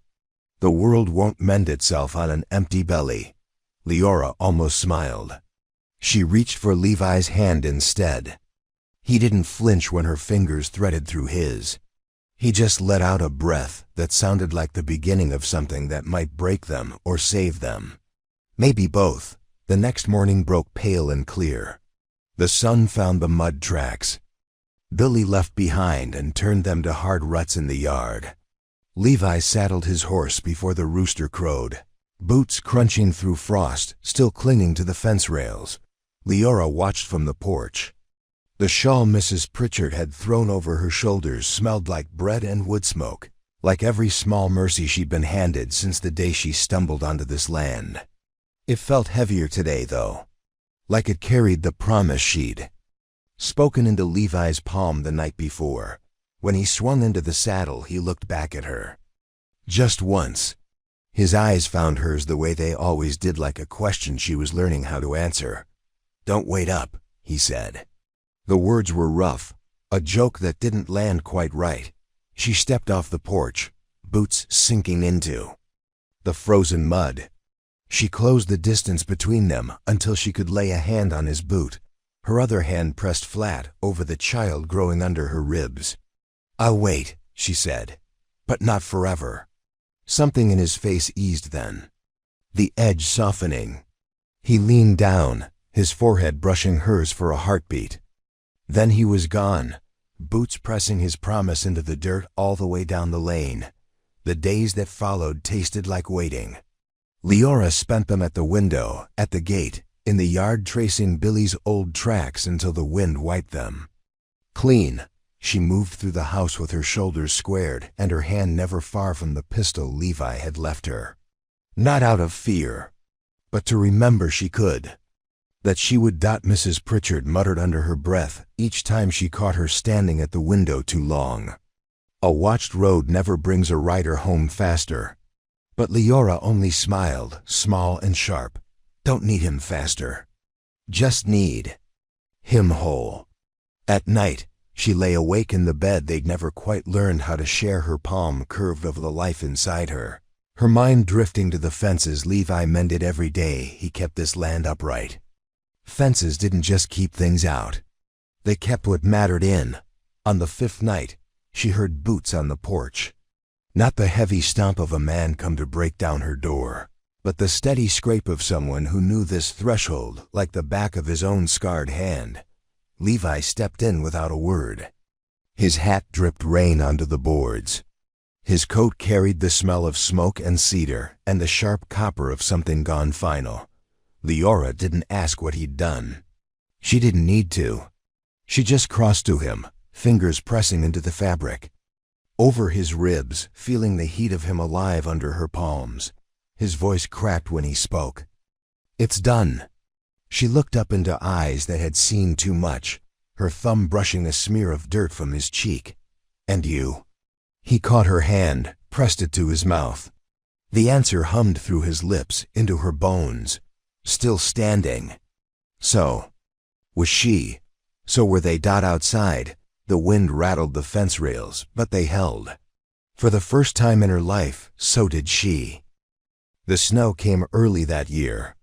By the time November settled its weight across the ranch, the fence posts were buried to their ankles, and the yard held footprints like bruises in the frost. Leora stood on the porch each morning, belly rounding heavier by the day, and watched Levi walk the lines. His silhouette cut clean through the dawn, shoulders broad as the horizon. A quiet figure carrying every promise she'd ever feared was too much to ask for. Inside, Mrs. Pritchard kept the hearth burning so hot the windows sweated. She fussed over stew pots and blankets, scolding Leora when she lingered too long by the door. But Leora had learned to smile at the old woman's sharp tongue, each scolding a prayer that came disguised as annoyance. A way of saying, stay warm, stay safe. Some nights she woke to Levi's weight shifting the mattress, boots left by the door, hat dangling from the bedpost like a battered crown. He never told her what ghosts still lingered at the edge of the property line, what tracks he found in the drifts, what shadows he read in the dark. But each time she woke with him beside her, she knew the fences held. That he held. He still hadn't spoken Billy's name since the night he rode out. She didn't push him to. Some things buried in the snow were better left asleep. One morning, she found him in the barn, oiling the hinges on the big doors, while Mercy and her foal shifted in their stalls. He didn't see her at first. She stood there in the hush, watching the quiet bend of his shoulders as he moved like a man mending not just hinges, but something inside himself. She stepped forward, boots crunching hay and straw. He looked up, eyes going soft at the edges when they found her. "You should be resting," he said, same old growl under his breath. "And you should be sleeping," she shot back. "But here we are."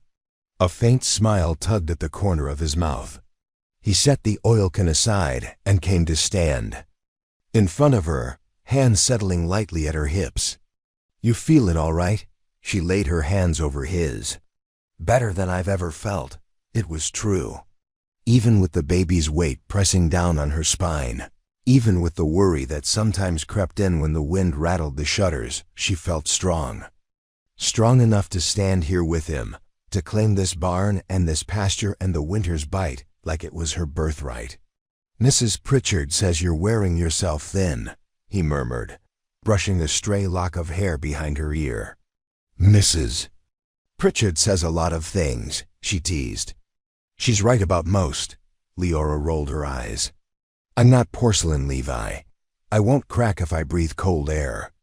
He lowered his head until his forehead touched hers, his breath warm where it ghosted over her lips. "I know. Doesn't stop me wanting to keep you warm." She leaned into him, the smell of leather and horse and that deep, sun-baked scent that was only him.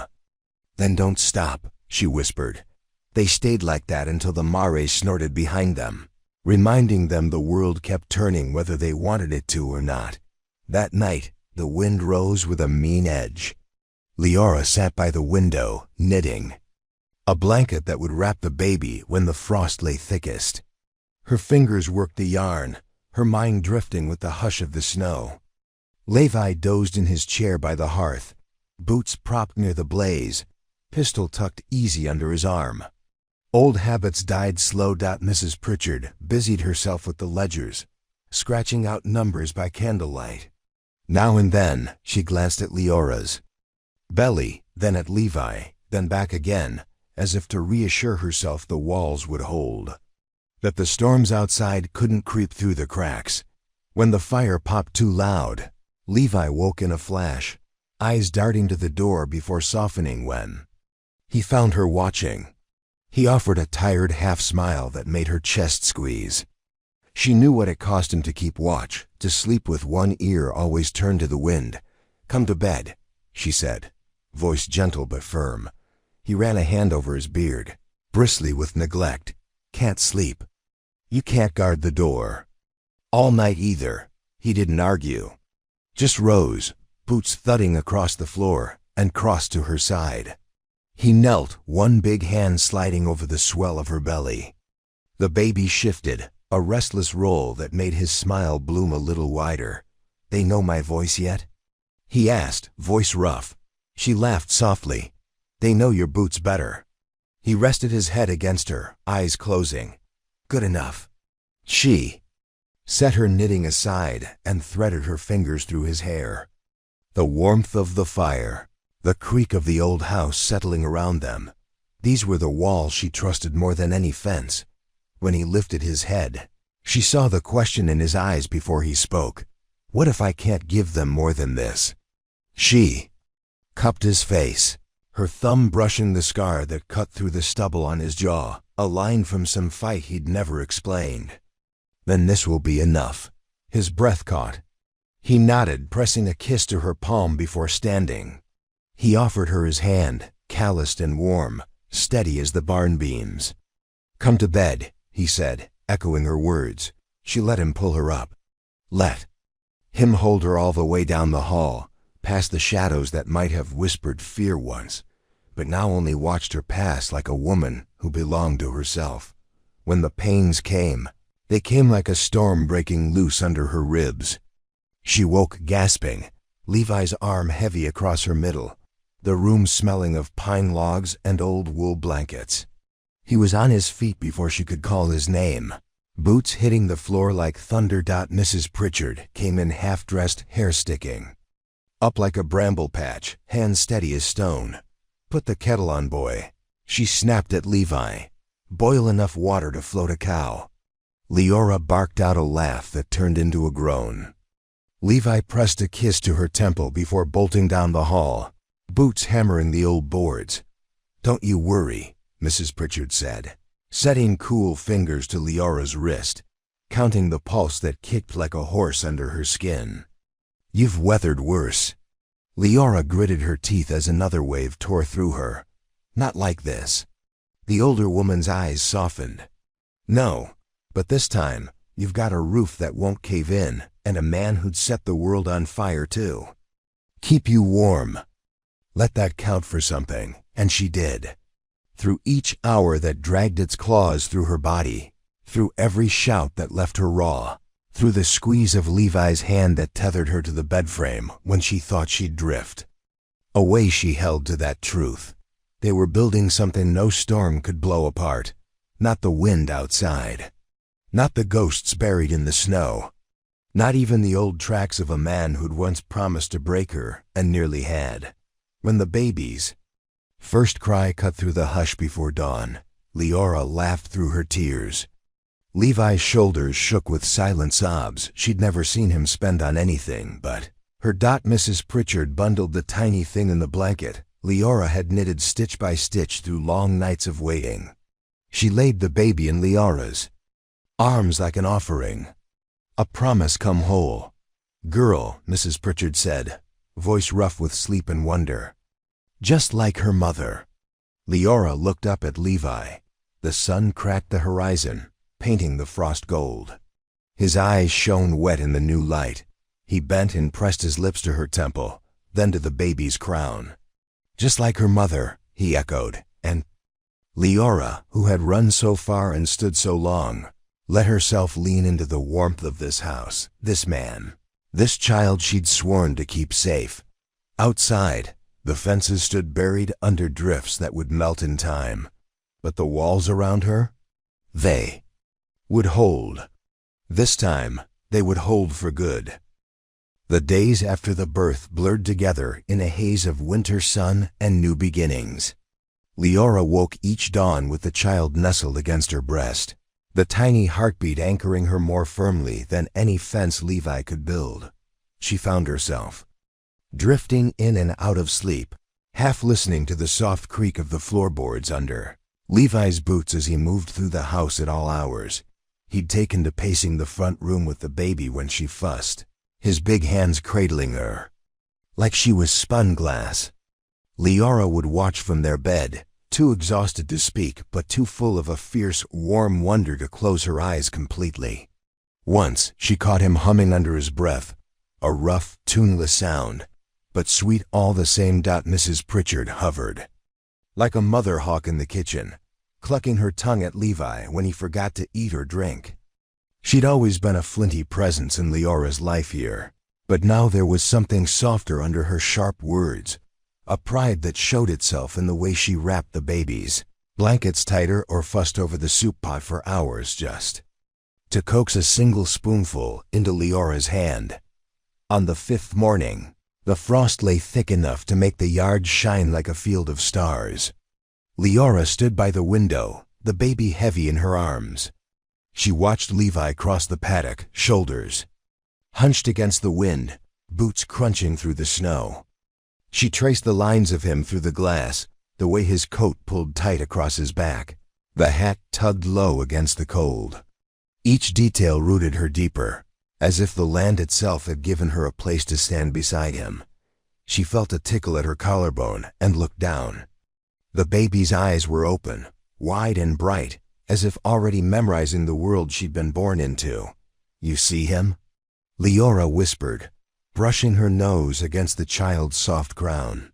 "That's your father. He's the one who keeps the wolves at the fence." The baby blinked, mouth working at nothing. A small, startled hiccup escaped her. And Leora laughed a raw sound that pulled tears from her eyes before she could stop them. They slipped warm down her cheeks, disappearing into the baby's blanket. Mrs. Pritchard caught her from the corner of the room, one eyebrow arched high. "You'll drown her before she learns to walk if you keep crying on her like that." Leora turned, unashamed of the tears. "I'm not crying because I'm sad." "Good," the old woman grumbled, tossing another log on the fire. "Ain't no time for sad in a house with new life in it." When Levi came in from the yard, he stomped snow from his boots, breath curling white in the warm kitchen. He crossed to Leora, pressing a kiss to her forehead before bending to touch his lips to the baby's. She stirred, one tiny fist punching the air as if to stake her claim. "Storm's coming," he said quietly. "Fence posts are holding for now, but I'll need to ride out come first light." Mrs. Pritchard made a sound that might have been a curse or a prayer. "You'll be half frozen before you clear the ridge. Let the hired hands handle it." Leva's eyes flicked to Leora, then back to the hearth. "Ain't the same. Men patch what they see. I know what's waiting underneath." Leora shifted, the baby higher against her chest. "You'll be careful?" His mouth tugged at one corner. "Always." "Don't lie," she teased softly. "You're never careful. Just lucky." He huffed a laugh and pulled her close, mindful of the tiny bundle between them. She felt his heartbeat where it pressed through her shoulder, steady and strong, like the hum of fence wire strung tight across winter fields. That night, she lay awake while the wind clawed at the shutters. The baby slept curled against her, sighed, warm and soft as a sunrise. Levi's breathing filled the room deep, even, but never quite at rest. She could tell by the way his hand rested on the rifle propped near the door, the way his boots sat lined up just so, ready to slip on at a moment's warning. She reached across the blankets, touching her fingers to the back of his hand. He shifted, eyes cracking open in the dim glow of the dying hearth. "Sleep," she murmured. "If the world comes for us tonight, it can knock tomorrow instead." A ghost of a smile tugged at his mouth. He turned his palm up, catching her hand in his. His thumb brushed the callus that had formed on her index finger from knitting. Small proof of all the ways she'd made this place hers. "You're not scared anymore," he said, voice hushed. She watched the baby's chest rise and fall. "I'm not running anymore." His hand tightened around hers, and in the hush of the storm, they found a quiet stronger than any wind that could rattle these old walls. When the storm broke, it did so in a roar that shook the rafters. Drifts piled against the doors, ice lacing the window panes in cruel, beautiful patterns. Levi spent hours in the barn with the stock, shoulders dusted white when he came inside, boots dripping a trail across the floor. "Be easier if you let Joe and Matt handle the herd." Mrs. Pritchard snapped as she thrust a steaming mug into his hands. "They do enough," Levi said. "Fence line's my job."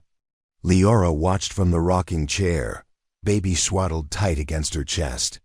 "You're not the fence, Levi." He glanced at her, eyes soft despite the lines etched deep from too many nights spent braced against the wind. "Ain't I?" She shook her head. "You're the man behind it. That's what holds."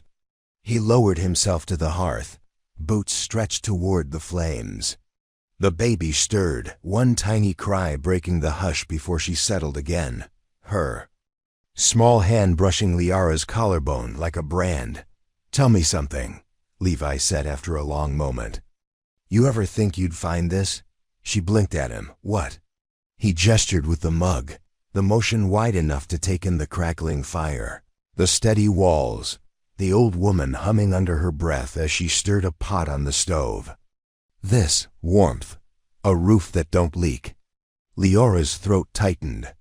"I thought if I found it, it'd be borrowed, stolen, something I'd lose the second I let myself trust it. And now?" She pressed her lips to the baby's crown. "Now it's mine, ours." Levi's eyes shone in the firelight. "Long as it takes, I'll keep it that way." Mrs. Pritchard clucked her tongue. You'll keep it that way by remembering your chores, not by talking pretty in my kitchen." Leora laughed, and the baby stirred again. A soft squeak that filled the room with more promise than any words could hold. When the storm finally blew itself out, it left a hush so pure it felt like standing in a church. Levi rode the fence. Line at dawn, boots crunching the crusted snow, breath steaming in the pale light. Leora watched him from the porch, the baby bundled close inside her coat.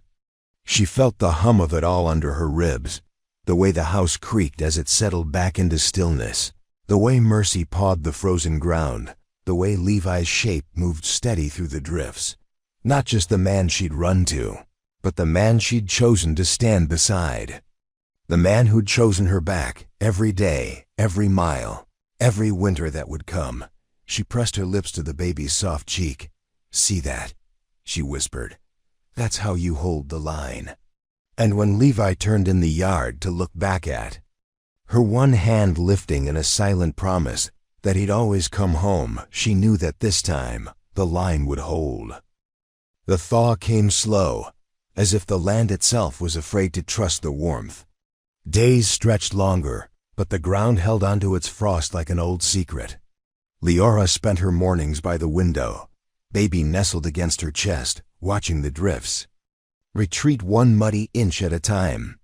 It reminded her of her own heart, how it had stayed winterlocked for so long, then cracked open, letting in a warmth she'd once sworn she'd never feel again. Levi mended the fences as the snows melted. Each day he came in with mud on his boots, knuckles raw from hammer and wire. Sometimes he'd catch her watching him from the porch. He'd tip his hat, that half grin pulling at his mouth, the one that said more than any words he could scrape together. She'd smile back, pressing her lips to the baby's soft hair, and think, "We're still here. We're still whole." One morning, she found him at the table before dawn, a pile of old papers spread across the wood grain like scattered leaves. Land deeds, banknotes, handwritten letters folded so many times the creases looked like scars. He ran a thumb over each one, as if they were the lines in his own palms. She stood in the doorway, the baby fussing soft against her shoulder. "You're up early," she murmured. He didn't look at her right away, just kept tracing those old creases. "Can't sleep." She patted across the cold floor, laid a hand on his shoulder. His flinch was so slight, she felt it more than saw it. She squeezed, leaning down to press a kiss behind his ear. "What is it?" she asked. He tipped his head back, eyes weary, thinking about what comes next. "Fences will hold," she said. "Ain't the fences." He thumbed one of the letters, the ink faded near to ghosting. "It's the land. Taxes are coming. Due. We'll make it, but only if we sell off the north pasture." She drew back just enough to see his face. "You've had that land since you were a boy. I know." His mouth twitched, that half smile again, but tired. "Place is too big for the hands we've got. Winter cost us more than firewood and fence posts this year." Leora felt the ache of it down to her ribs. It was always like this, wasn't it? The price never quite paid. The debt never fully done. She shifted the baby higher. "Then we do what we have to." Levi let out a breath that scraped like gravel. "You shouldn't have to stand through another storm like that. Not now, not with her. We're not made of glass, Levi. We're roots. You know what happens when you cut roots?" She lifted her chin, defiant despite the fear gnawing her belly. "They grow back thicker, stronger." He reached up, hooked his fingers behind her neck, pulled her down until their foreheads touched. "You make me believe it," he whispered, "every damn time." By mid-afternoon, word spread through the valley that a buyer might be riding out from Carson's Crossing. Some man with more money than sense, they said, hungry to carve up good land and brag about it over cards and whiskey back in town. Mrs. Pritchard was not shy about her opinion. "Fool got this place for timber or let it go to seed," she spat, flour dusting her elbows as she kneaded bread hard enough to make the dough weep. "You watch, men like that don't love the land. They take from it and move on. Leora leaned against the table, arms crossed over her chest, baby sleeping fitful in her sling. We're not selling all of it, just what we must. The old woman's eyes narrowed. Just hope the price is fair. The buyer arrived the next morning, riding up the muddy track with a grin too wide for a man who hadn't earned it. Leora stood at Levi's shoulder as they shook hands. She watched the stranger's eyes flick over the barn, the fences, the house leaning into the thaw. She recognized the look, a man measuring what he could take. They walked the north pasture. Together, the baby fussed in Leora's arms, so she paced the fence line while the men talked figures. The ground was spongy under her boots, the grass just beginning to push through the snowmelt. She ran her hand along a fence post, feeling its splinters dig into her palm. This land had held so much her fears, her hope, her promise to stand, when everything else would rather see her crawl. When they returned to the house, Levi's jaw was tight, his eyes a flat blue she'd learned to trust as a warning. The buyer tipped his hat to her as he mounted up, spitting tobacco onto the thawing mud. What happened? She asked once he was gone. Levi tugged his gloves off, fingers shaking just enough for her to see. Offered half what it's worth. Called it a kindness to take it at all before the taxes break us. Mrs. Pritchard stood in the doorway, hands on her hips. That pasture fed this family for 2 generations. That man wants you desperate, so he can pick the bones clean. Levi scrubbed a hand over his jaw, the rasp of it harsh in the hush. We'll find another way. Leora pressed the baby's small hand into her palm, feeling the tiny fingers flex like they were testing the world. We always do. That night, Leora couldn't sleep. She rose from their bed, careful not to wake the baby or Levi, and moved through the quiet house barefoot. The floors creaked under her steps, each groan a voice she'd come to know. She paused at the ledger Mrs. Pritchard kept on the sideboard, rows of numbers, tidy and sharp like fence posts holding back a flood. She traced her finger down the fazenda list of debt, seed, grain, medicine, a new iron stove they'd put off too long. Each mark felt like a cut, but none deep enough to kill them. Not if they stood. She heard boots behind her. Levi leaned against the doorframe, shirt half-buttoned, hair mussed from sleep. He said nothing at first, just watched her run her hand over the pages. You think I can't carry this, she said without looking up. He pushed off the frame, crossed the room in 2 strides. No, he said roughly. I know you can. Doesn't mean you should. She turned, pressing her palm to his chest. The steady drum of his heart beat against her skin. This house, this land, it doesn't hold me here. You do. He caught her face in his hands, thumbs brushing the circles under her eyes. You should be resting. I will. She leaned up, pressed her lips to his. When you do. He laughed against her mouth, a sound that held more promise than any banknote ever could. Spring would come slow. The frost wouldn't vanish overnight. The taxes would not forgive them, because they'd fought so hard to survive. But they'd stand. She knew that now, like she knew the shape of her baby's fist curled around her thumb, the feel of Levi's hand pressed warm at her back, the hum of old timber settling in the night. When dawn broke, she stood by the window, watching the first drip of snowmelt from the eaves. Levi wrapped his arm around her waist, the baby cooing soft in his other arm. They were all there in that reflection, tired, patched together, still bracing for storms yet to come. But together, and when she turned her face into his shoulder, Leora felt the deep, quiet truth she'd fought so hard to find. Nothing that tried to break her could stand longer than she could stand herself. Roots run deep, she thought, pressing her lips to their daughter's soft hair. And these would never be cut again. Spring finally showed its true face in the muddy ruts winding down from the ridge. The days were longer now, the snowmelt whispering secrets as it ran down into the low pasture. Fences still leaned from winter's weight, but the posts stood like Levi, like Leora, like the promise they'd made when the wind howled at their door, and they'd refused to bend. Leora woke each morning with the baby cradled against her breast, her tiny heartbeat steady as Levi's boots pacing the porch. She could almost count time by the way his steps moved from the door to the rail and back again. Each pass a vow, I'm here. I'm watching. I'm ready. It was nearly noon when she heard hoofbeats. She moved to the window, baby perched on her hip, breath caught in her throat. Levi stepped down from the porch, hand hovering near his belt, not on the gun, but close enough. Old habits, old ghosts. Some things the thaw couldn't wash clean. Joe rode up, hat in hand, cheeks flushed from the ride. He glanced at Leora through the window, then back to Levi. You got a minute? Levi tilted his head. Talk. Joe cleared his throat, eyes darting to the side yard where the wind had laid the last drifts bare. Word from the hollow. That banker out of Carson's Crossing is sniffing around again. Says you missed a payment. Leora's heart dipped. Not fear, just the old ache of things owed, of promises made on the edge of a ledger. She shifted the baby higher, thumb brushing the soft down of her hair. The child stirred, but didn't cry. Brave, like the land they'd sworn to hold. We didn't miss anything, Levi said, voice flat as the hardpan under his boots.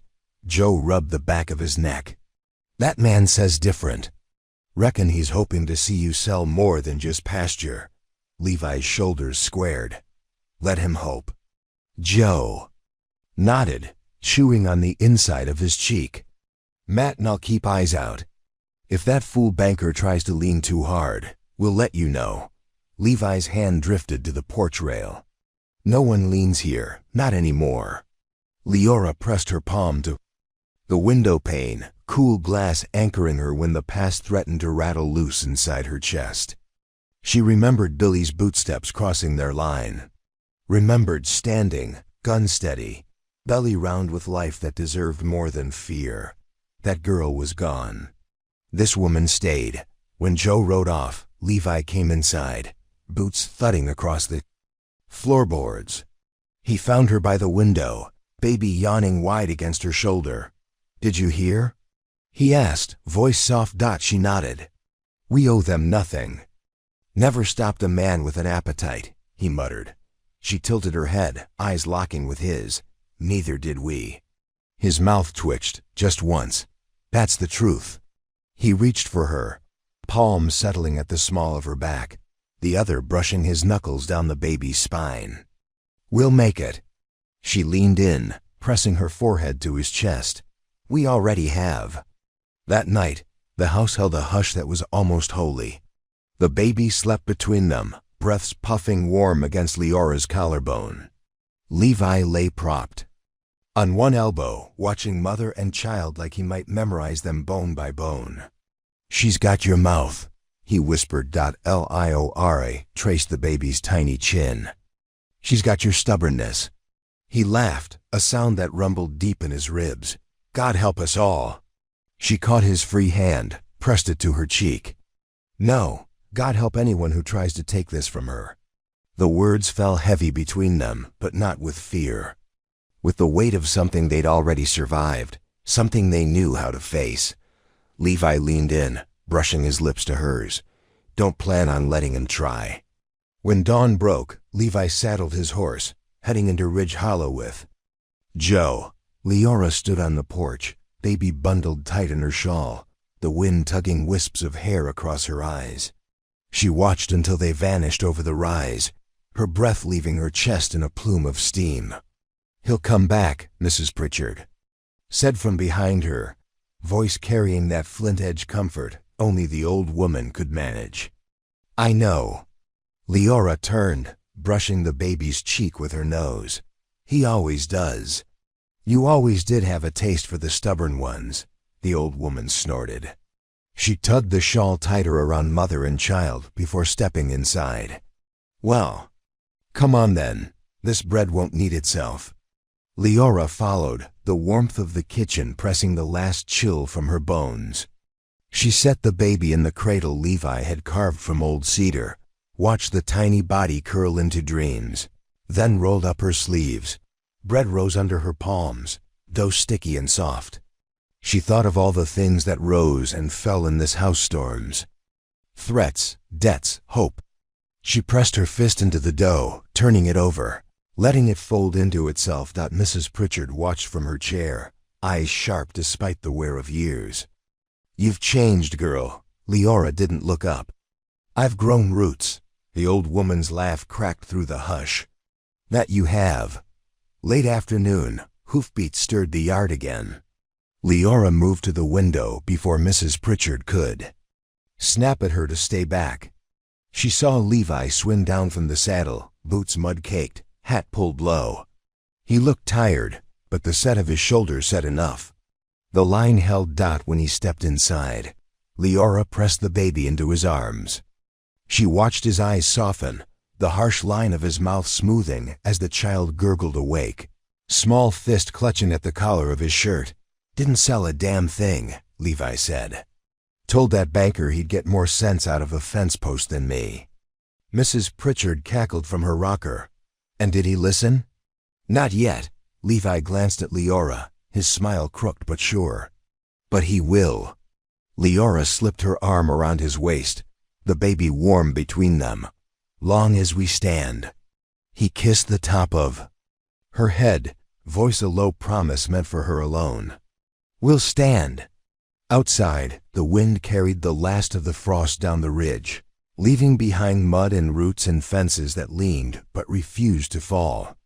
The land, like the people on it, braced for what came next, unafraid, unbowed, unbroken. The rain came with spring's first full promise, pounding the roof like a drum that would not let them sleep. Leora lay awake listening to the water cascade down the eaves, the baby curled tight against her chest. Each drop a memory, the cold. Nights she'd hidden from men like Billy, the long days when her footsteps were the only thing that kept her moving forward. And now this. Levi's breathing was steady beside her, but she could feel the tension that never truly slept. Even in his deepest rest, he was ready, one ear tuned to the wind, the other to the baby's sighs. She shifted her hand under the blanket, threading her fingers through his. He didn't stir, but his thumb brushed hers, a small promise in the dark. When dawn cracked open, the yard was a churn of mud and new green. Levi was up before the rooster, boots already wet when she stepped onto the porch with the baby bundled against her. She watched him test the fences, water sloshing around his ankles. Each post he touched was a vow. This line holds, no matter how the river swells. Mrs. Pritchard clucked at Leora when she came back inside, pushing a mug of hot chicory into her hands. "You'll catch your death standing in that mess."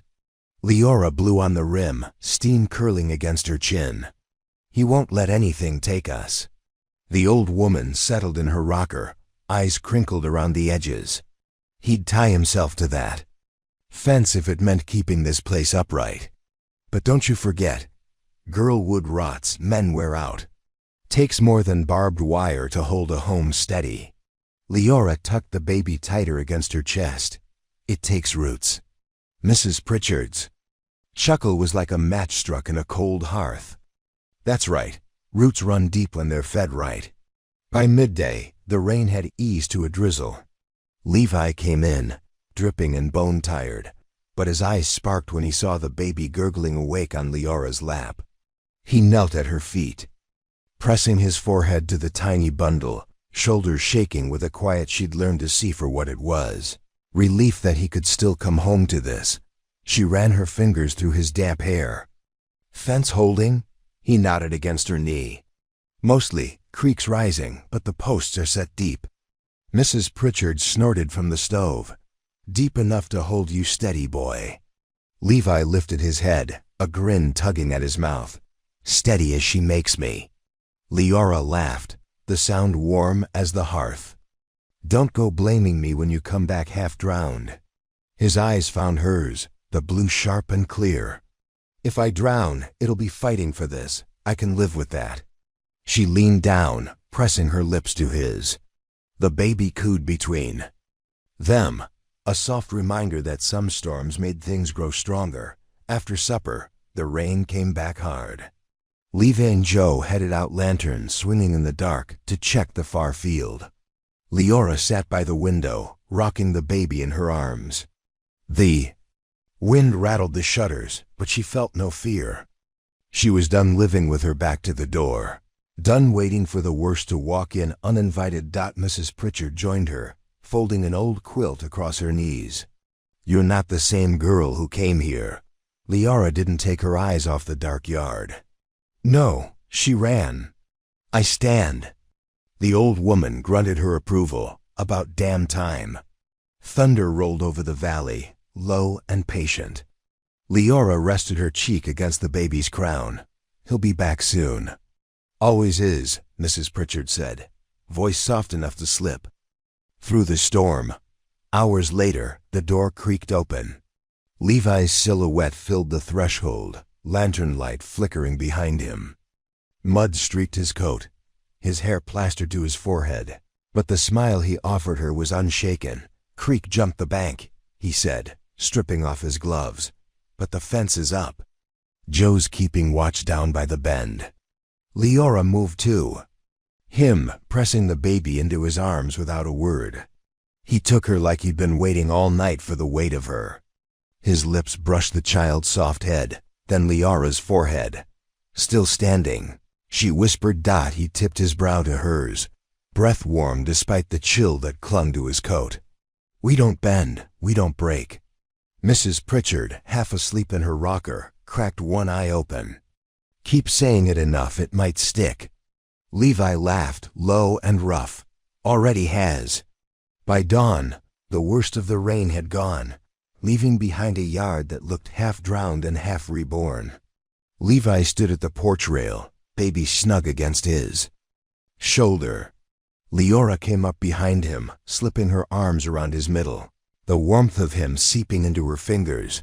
"You'll have to mend that west line again," she said, voice muffled in the back of his coat. His free hand covered hers. "Then I'll mend it." She rested her cheek against his back. "This land doesn't own us, Levi." He glanced over his shoulder, eyes clear under the pale wash of morning. "No, we own it. And we'll teach her how to stand here too." He lifted the baby higher, the child's tiny hand patting his collarbone. Storm or no storm, the wind caught the last drops from the roof, sending them spattering into the mud below. In that hush they stood together, three figures pressed close enough to feel each other's hearts beat steady in the rising light. And behind them, the house creaked, old timber holding strong, walls that would not buckle, roots that would not wash away.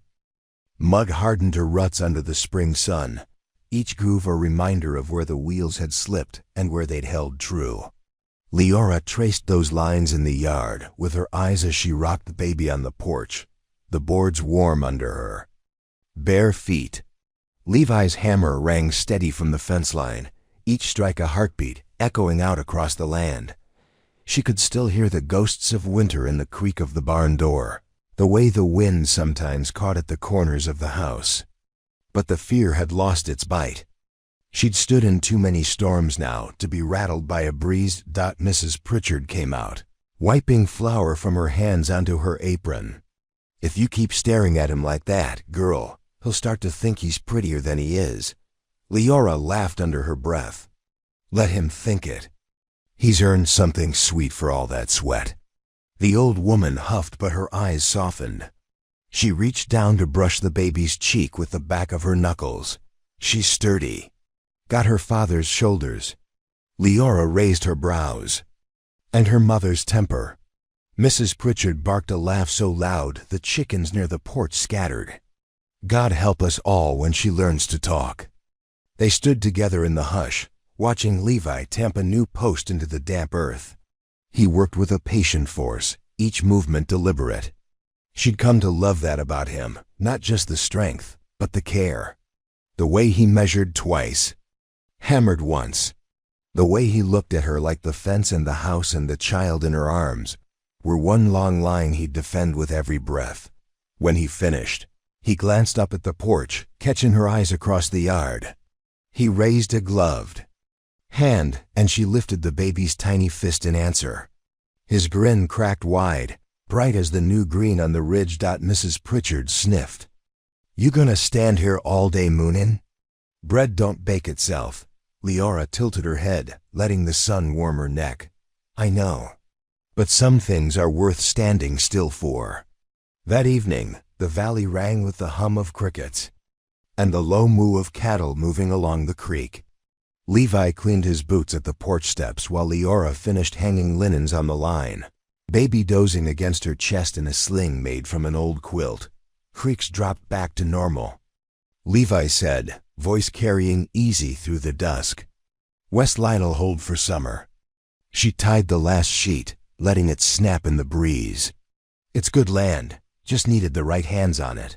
He met her at the edge of the yard, pulling the sling open to peek at the baby's sleep-drunk face.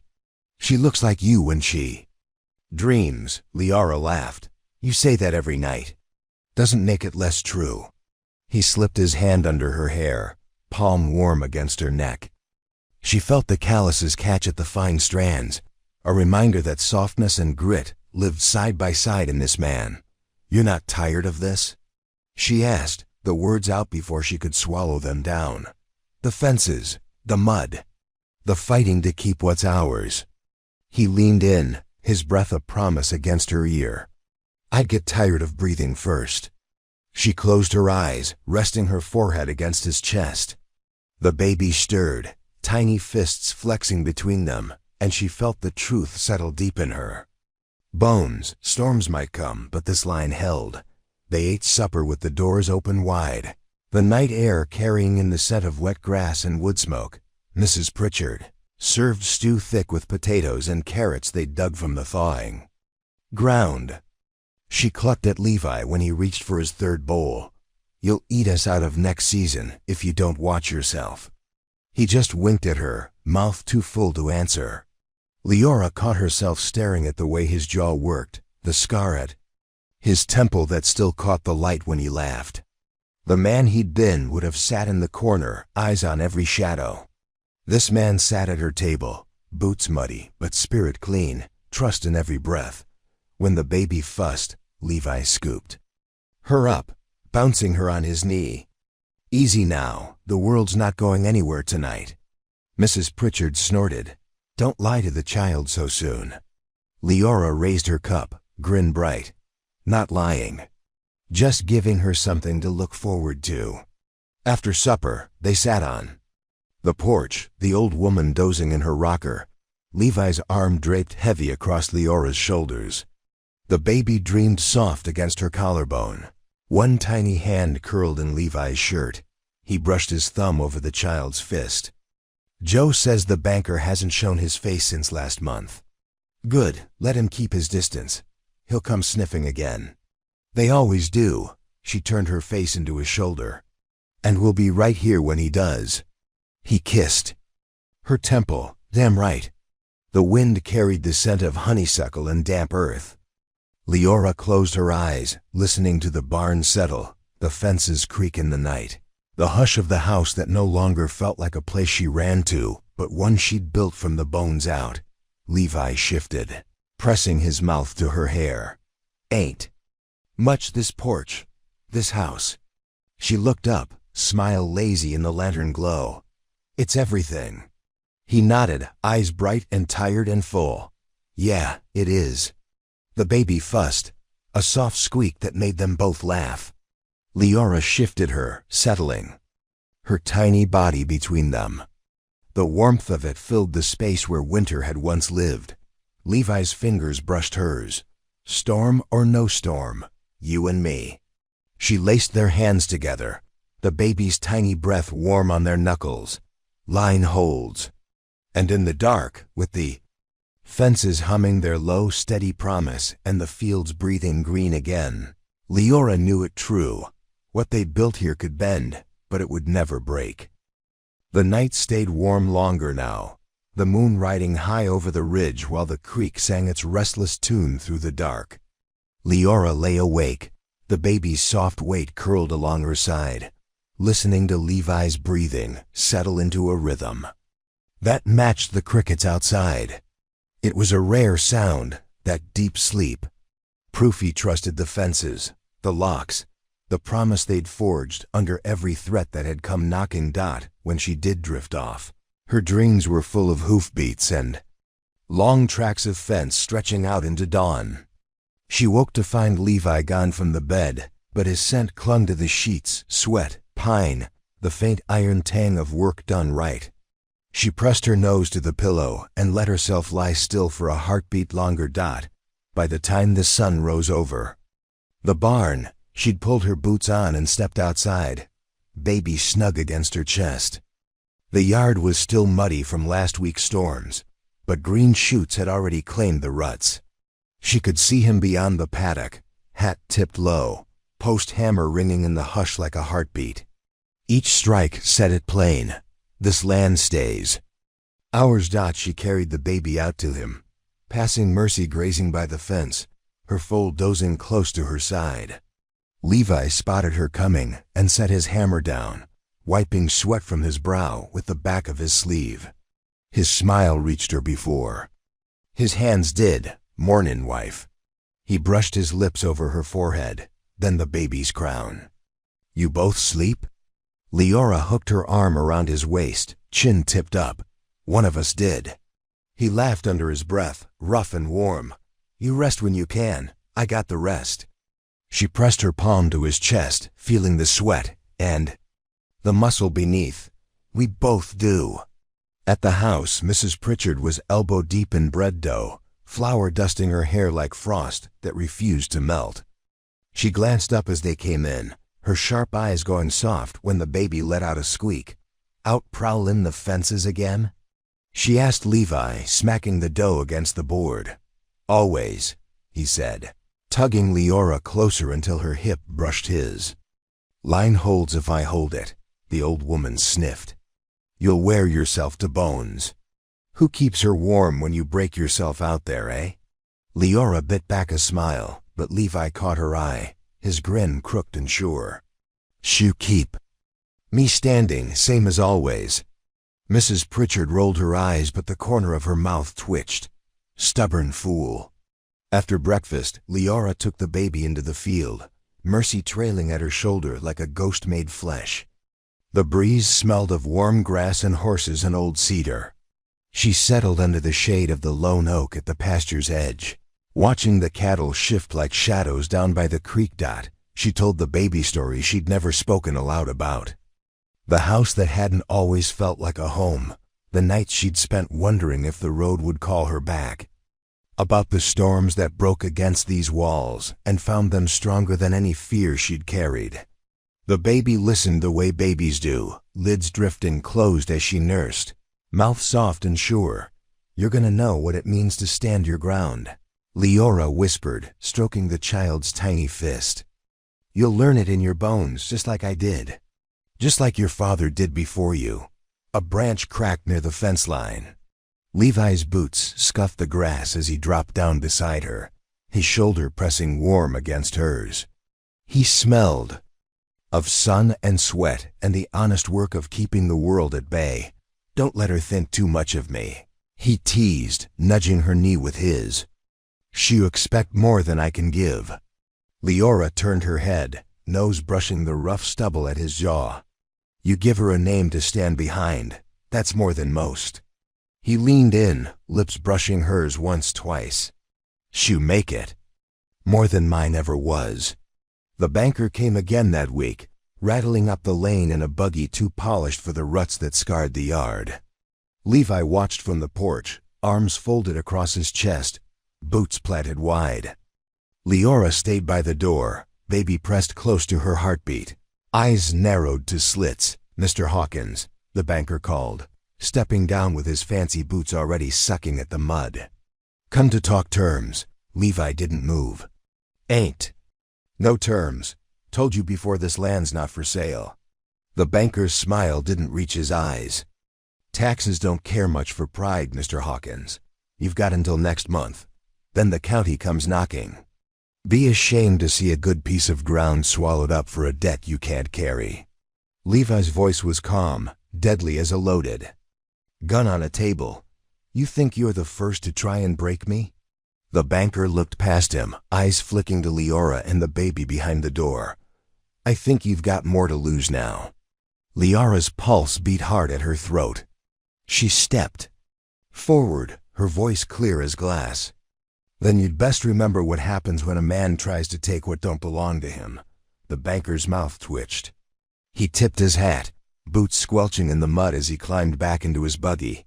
Next month, Mr. Hawkins. When? The wheels creaked away down the lane. Levi turned to her, jaw tight. Don't you ever stand between me and him. She stepped right up to his chest, baby squirming at the rise of her voice. Don't you ever stand alone. His shoulders eased then, the fight in him settling into something gentler. He bent to kiss the baby's head, then her lips. Line holds. She pressed her forehead to his. We hold it. That night, the house smelled of hearth smoke and bread warm from the oven. Mrs. Pritchard muttered about fools and debts. And Banks, her words softer than her scowl. Levi sat by the fire with the baby sleeping in the crook of his arm, her tiny breath steady as the logs popping in the flames. Leora curled into the chair beside him, her hand resting on his knee. He won't break us. Levi looked at the baby's face, one finger tracing the delicate curve of her cheek. No, he won't. Outside, the wind caught the eaves, rattling like old bones. But the walls stood. The fence posts stayed set, deep in the thawed earth. And the family inside mud on their boots, scars on their hands, hope burning brighter than any threat held the line. Storm after storm, until the dark gave way to dawn. Dawn came heavy and gold, the kind that made the boards of the old house glow like honey poured over rough pine. Leora woke with the baby's soft wake pressed along her ribs, her small fist tucked under Leora's chin like she was claiming this place for her own. She could feel Levi's absence before she heard the hammer ringing out back. He always left the bed warm enough to trick her heart into believing he was still there. She rose, wrapping the child tight in a shawl that smelled faintly of wood smoke and milk. When she stepped onto the porch, the world was already stirring birds, trilling in the hedgerow, Mercy stamping her hooves in the paddock, the creek down the way singing its constant tune. Levi was at the fence line, sleeves rolled to the elbow, fresh dirt caked up his wrists. Every strike of the hammer sent up a whisper of dust, the fence posts standing like sentinels behind him. She knew he was thinking about that banker's boots tracking mud across their porch boards, about the tax man who'd come if they didn't. Stand firm. He looked up when he heard her, grin splitting his rough-edged face. Look at you, bringing the whole reason I swing this hammer. She laughed, settling the baby higher on her hip. Don't sweet-talk me yet. I haven't made your coffee. He leaned the hammer against the fence, crossing the muddy yard in a few strides. His gloved hand brushed her hair from her temple, thumb rough against the soft skin there. You give me enough reason just standing there. She felt the baby stir, nose rooting for her breast. Levi laid his palm over the tiny back, feeling that warmth seep through the cotton. She dreamed soft, he murmured.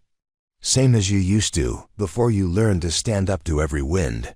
Leora huffed a laugh. Ain't the wind that worries me now. He didn't have to ask, he saw it clear enough in the lines between her brows.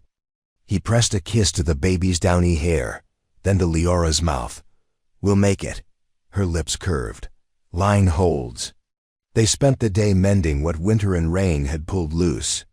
Leora shooed Mrs. Pritchard out of the kitchen, saying the old woman deserved at least one afternoon with her feet up. She set the baby in a basket lined with old blankets, close enough she could see the rise and fall of her tiny chest. The dough rose under her hands like hope, soft and stubborn all at once. She glanced out the window to see Levi and Joe hauling the last of the old timbers up from the creek bed, sweat shining at their temples.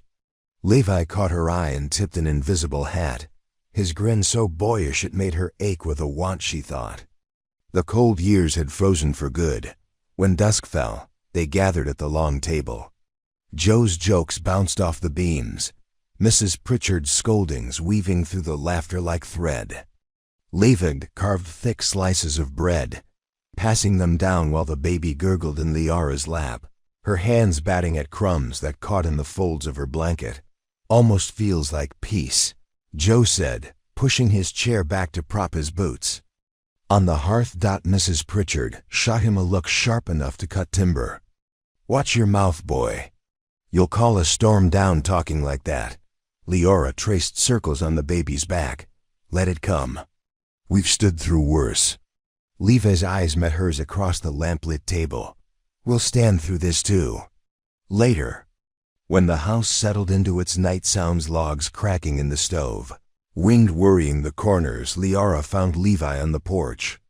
He sat with his elbows on his knees, hat tugged low, eyes fixed on the dark yard where the fence posts faded into the shadows. She pressed the baby into his arms before he could protest. He held her like she was something he'd carved with his own hand, something no one could lay claim to but him. She needs you rested, Levi, Liara murmured.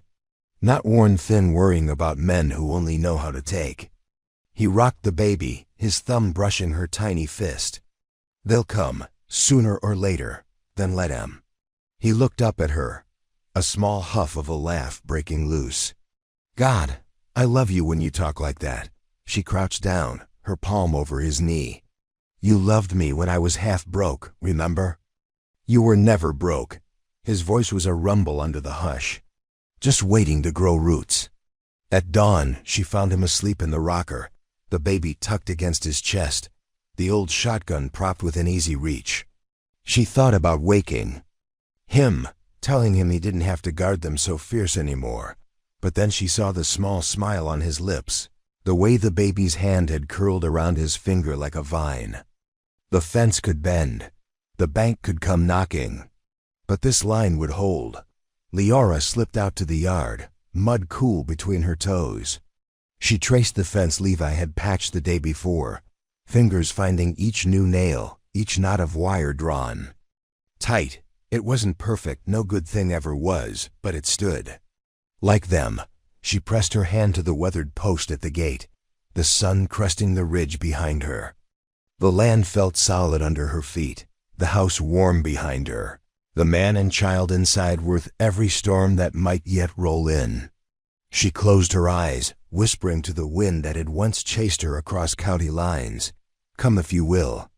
You'll break before I do." The first real heat of summer settled in like a blanket too heavy to throw off. By mid-morning, the yard smelled of warm earth and sweat, the fence posts almost humming with the cicadas hidden in the grass. Liara tied her hair up off her neck, baby snug against her hip, watching Levi and Joe mend the line that ran down past the creek bed. That the banker hadn't come again yet, but his shadow lay long across every tally in the ledger. Liara could feel it even when she pressed her palms into fresh dough or rocked the baby to sleep.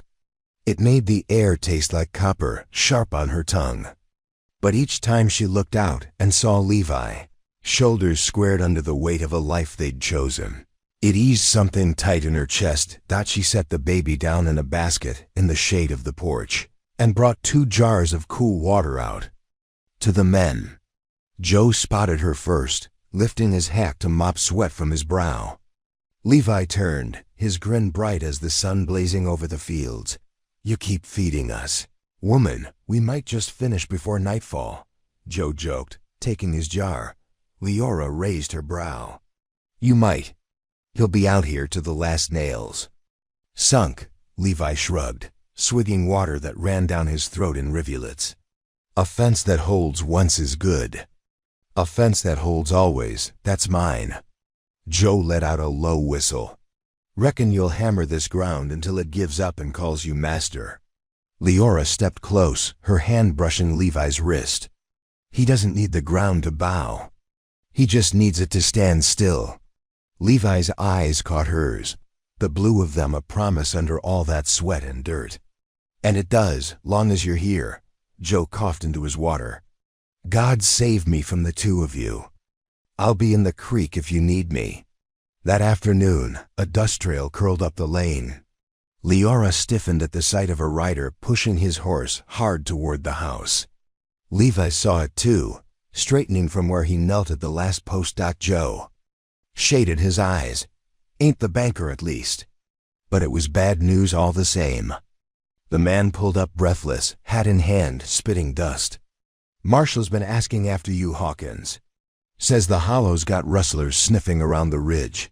Levi's jaw twitched. Ain't nothing here worth stealing. The rider nodded.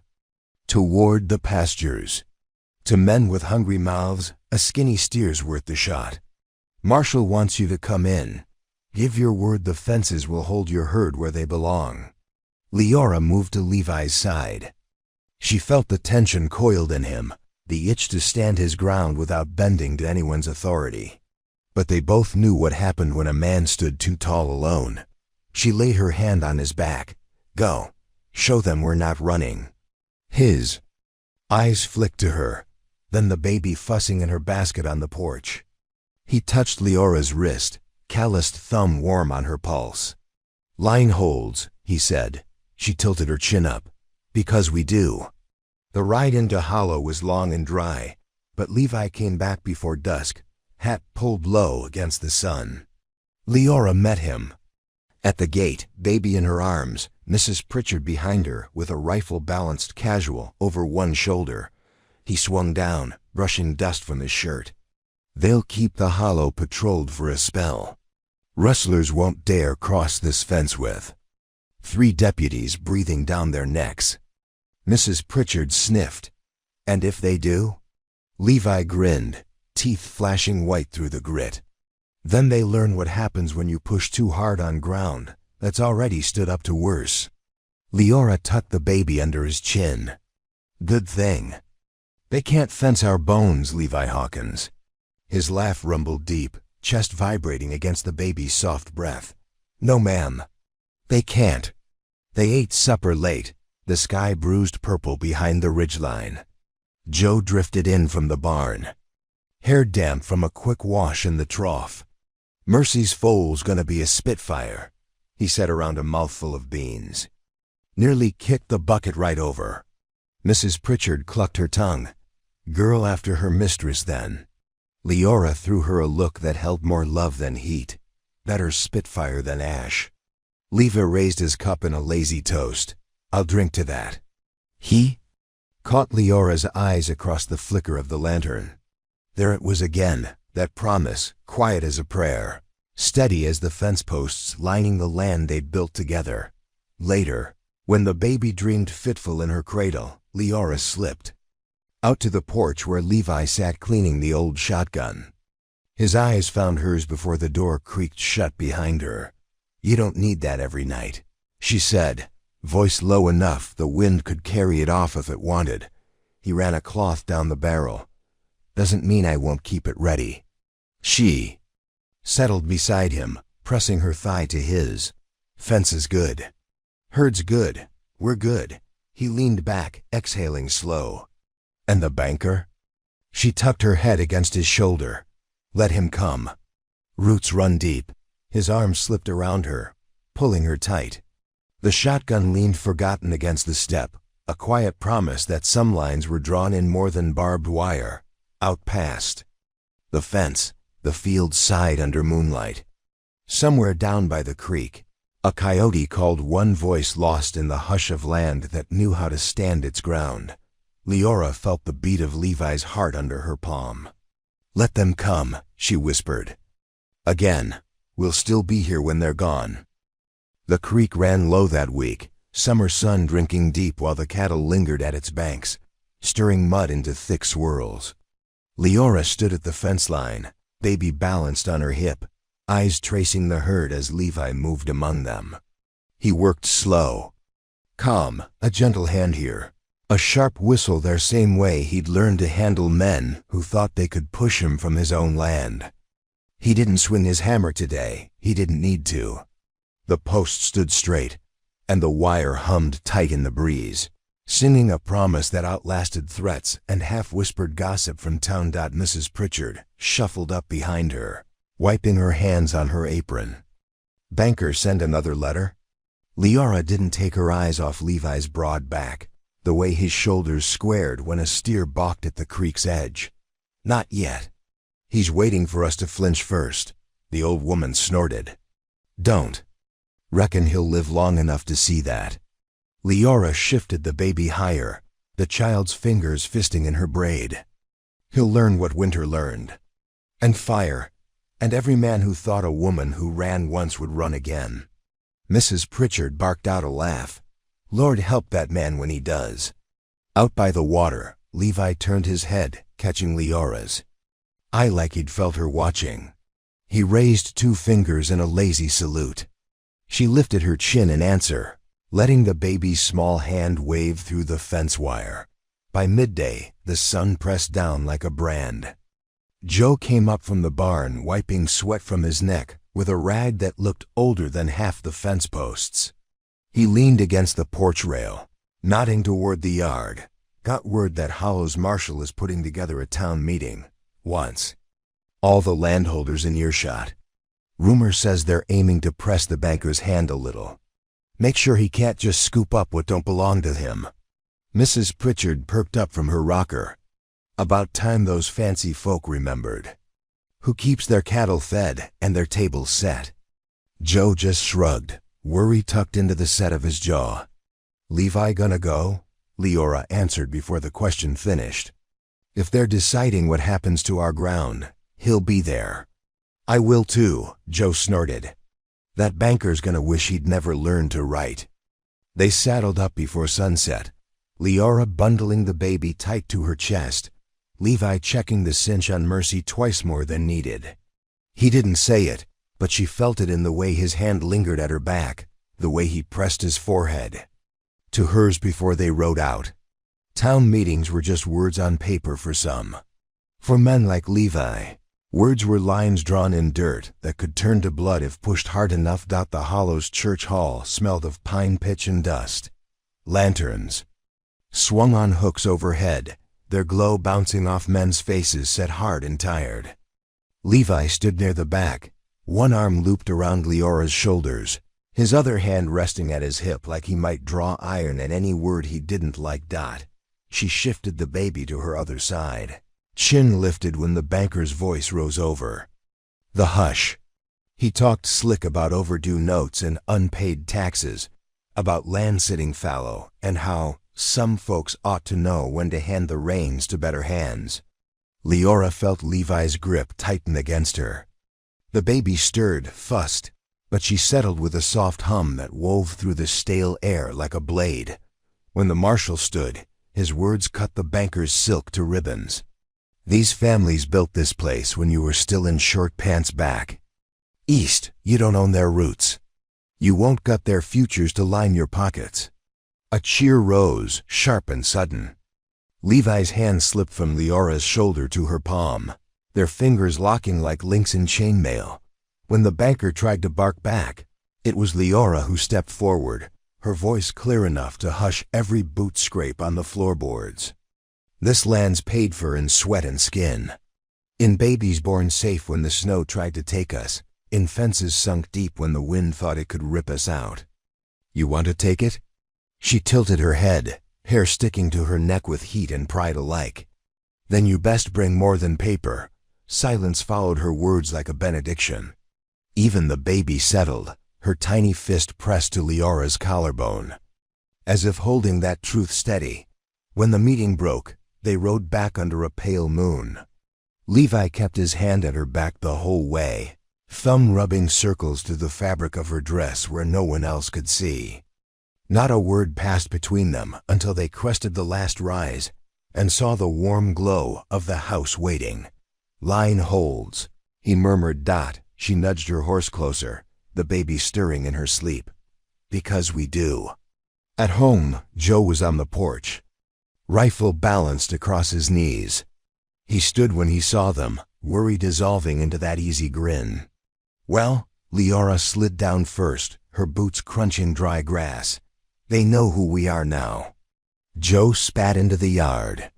Reckon that banker's gonna choke on his own teeth if he pushes it. Levi stepped past him, Baby pressed snug against his chest now, the weight of her small breath a balm on the raw edge of his day. Let him come knocking. He'll find us on this side of the line. Inside, Mrs. Pritchard had left the lamp burning low. Leora moved through the quiet house, trailing a finger over the ledger on the shelf. The tally marks that once felt like chains now just ink. Roots deeper than debt. Family heavier than fear. In the dark, Levi found her by the window, one hand resting at the small of her back. The baby snuffled in her cradle, sleep deep, her fist uncurling like a promise. "We ain't done yet," Leora said, her words steady as the fence line. "No," Levi breathed, pressing his lips to her hair. "We're just beginning." The morning after the town meeting broke hot and thick, clouds gathering above the ridge like they were fixing for a brawl with the earth. Leora rose before dawn, the baby tucked close, her little fist kneading sleep out of her mother's collarbone. She watched Levi pull his boots on by the hearth, the glow from last night's coals catching in the lines at the corners of his eyes. Lines drawn from worry, from storms weathered, from the kind of love that doesn't loosen when the world tries to break it. When he stood, she stepped into his space without thinking. He smelled like earth and iron, like the fence posts sunk. Deep, the hammer kept sharp, the sweat of a man who would die before he bent to another man's greed. She pressed her free hand to his chest, feeling the warmth there like a hearth that would never go cold. "Don't go looking for a fight that ain't come yet," she whispered. He caught her chin between calloused fingers, thumb brushing the edge of her mouth. "I don't have to look. It always finds me." She huffed a laugh, small and sharp, and the baby stirred. "Well, it can find all of us then." By midday, the clouds broke open. Rain hit the tin roof in sheets, sluicing down the porch steps and turning the yard into a patchwork of puddles and fresh grass. Levi and Joe hauled lumber to the shed, the hammering of boots and thunder rolling together like the beating of a giant drum. Leora sat at the kitchen table, ledger open under her palm.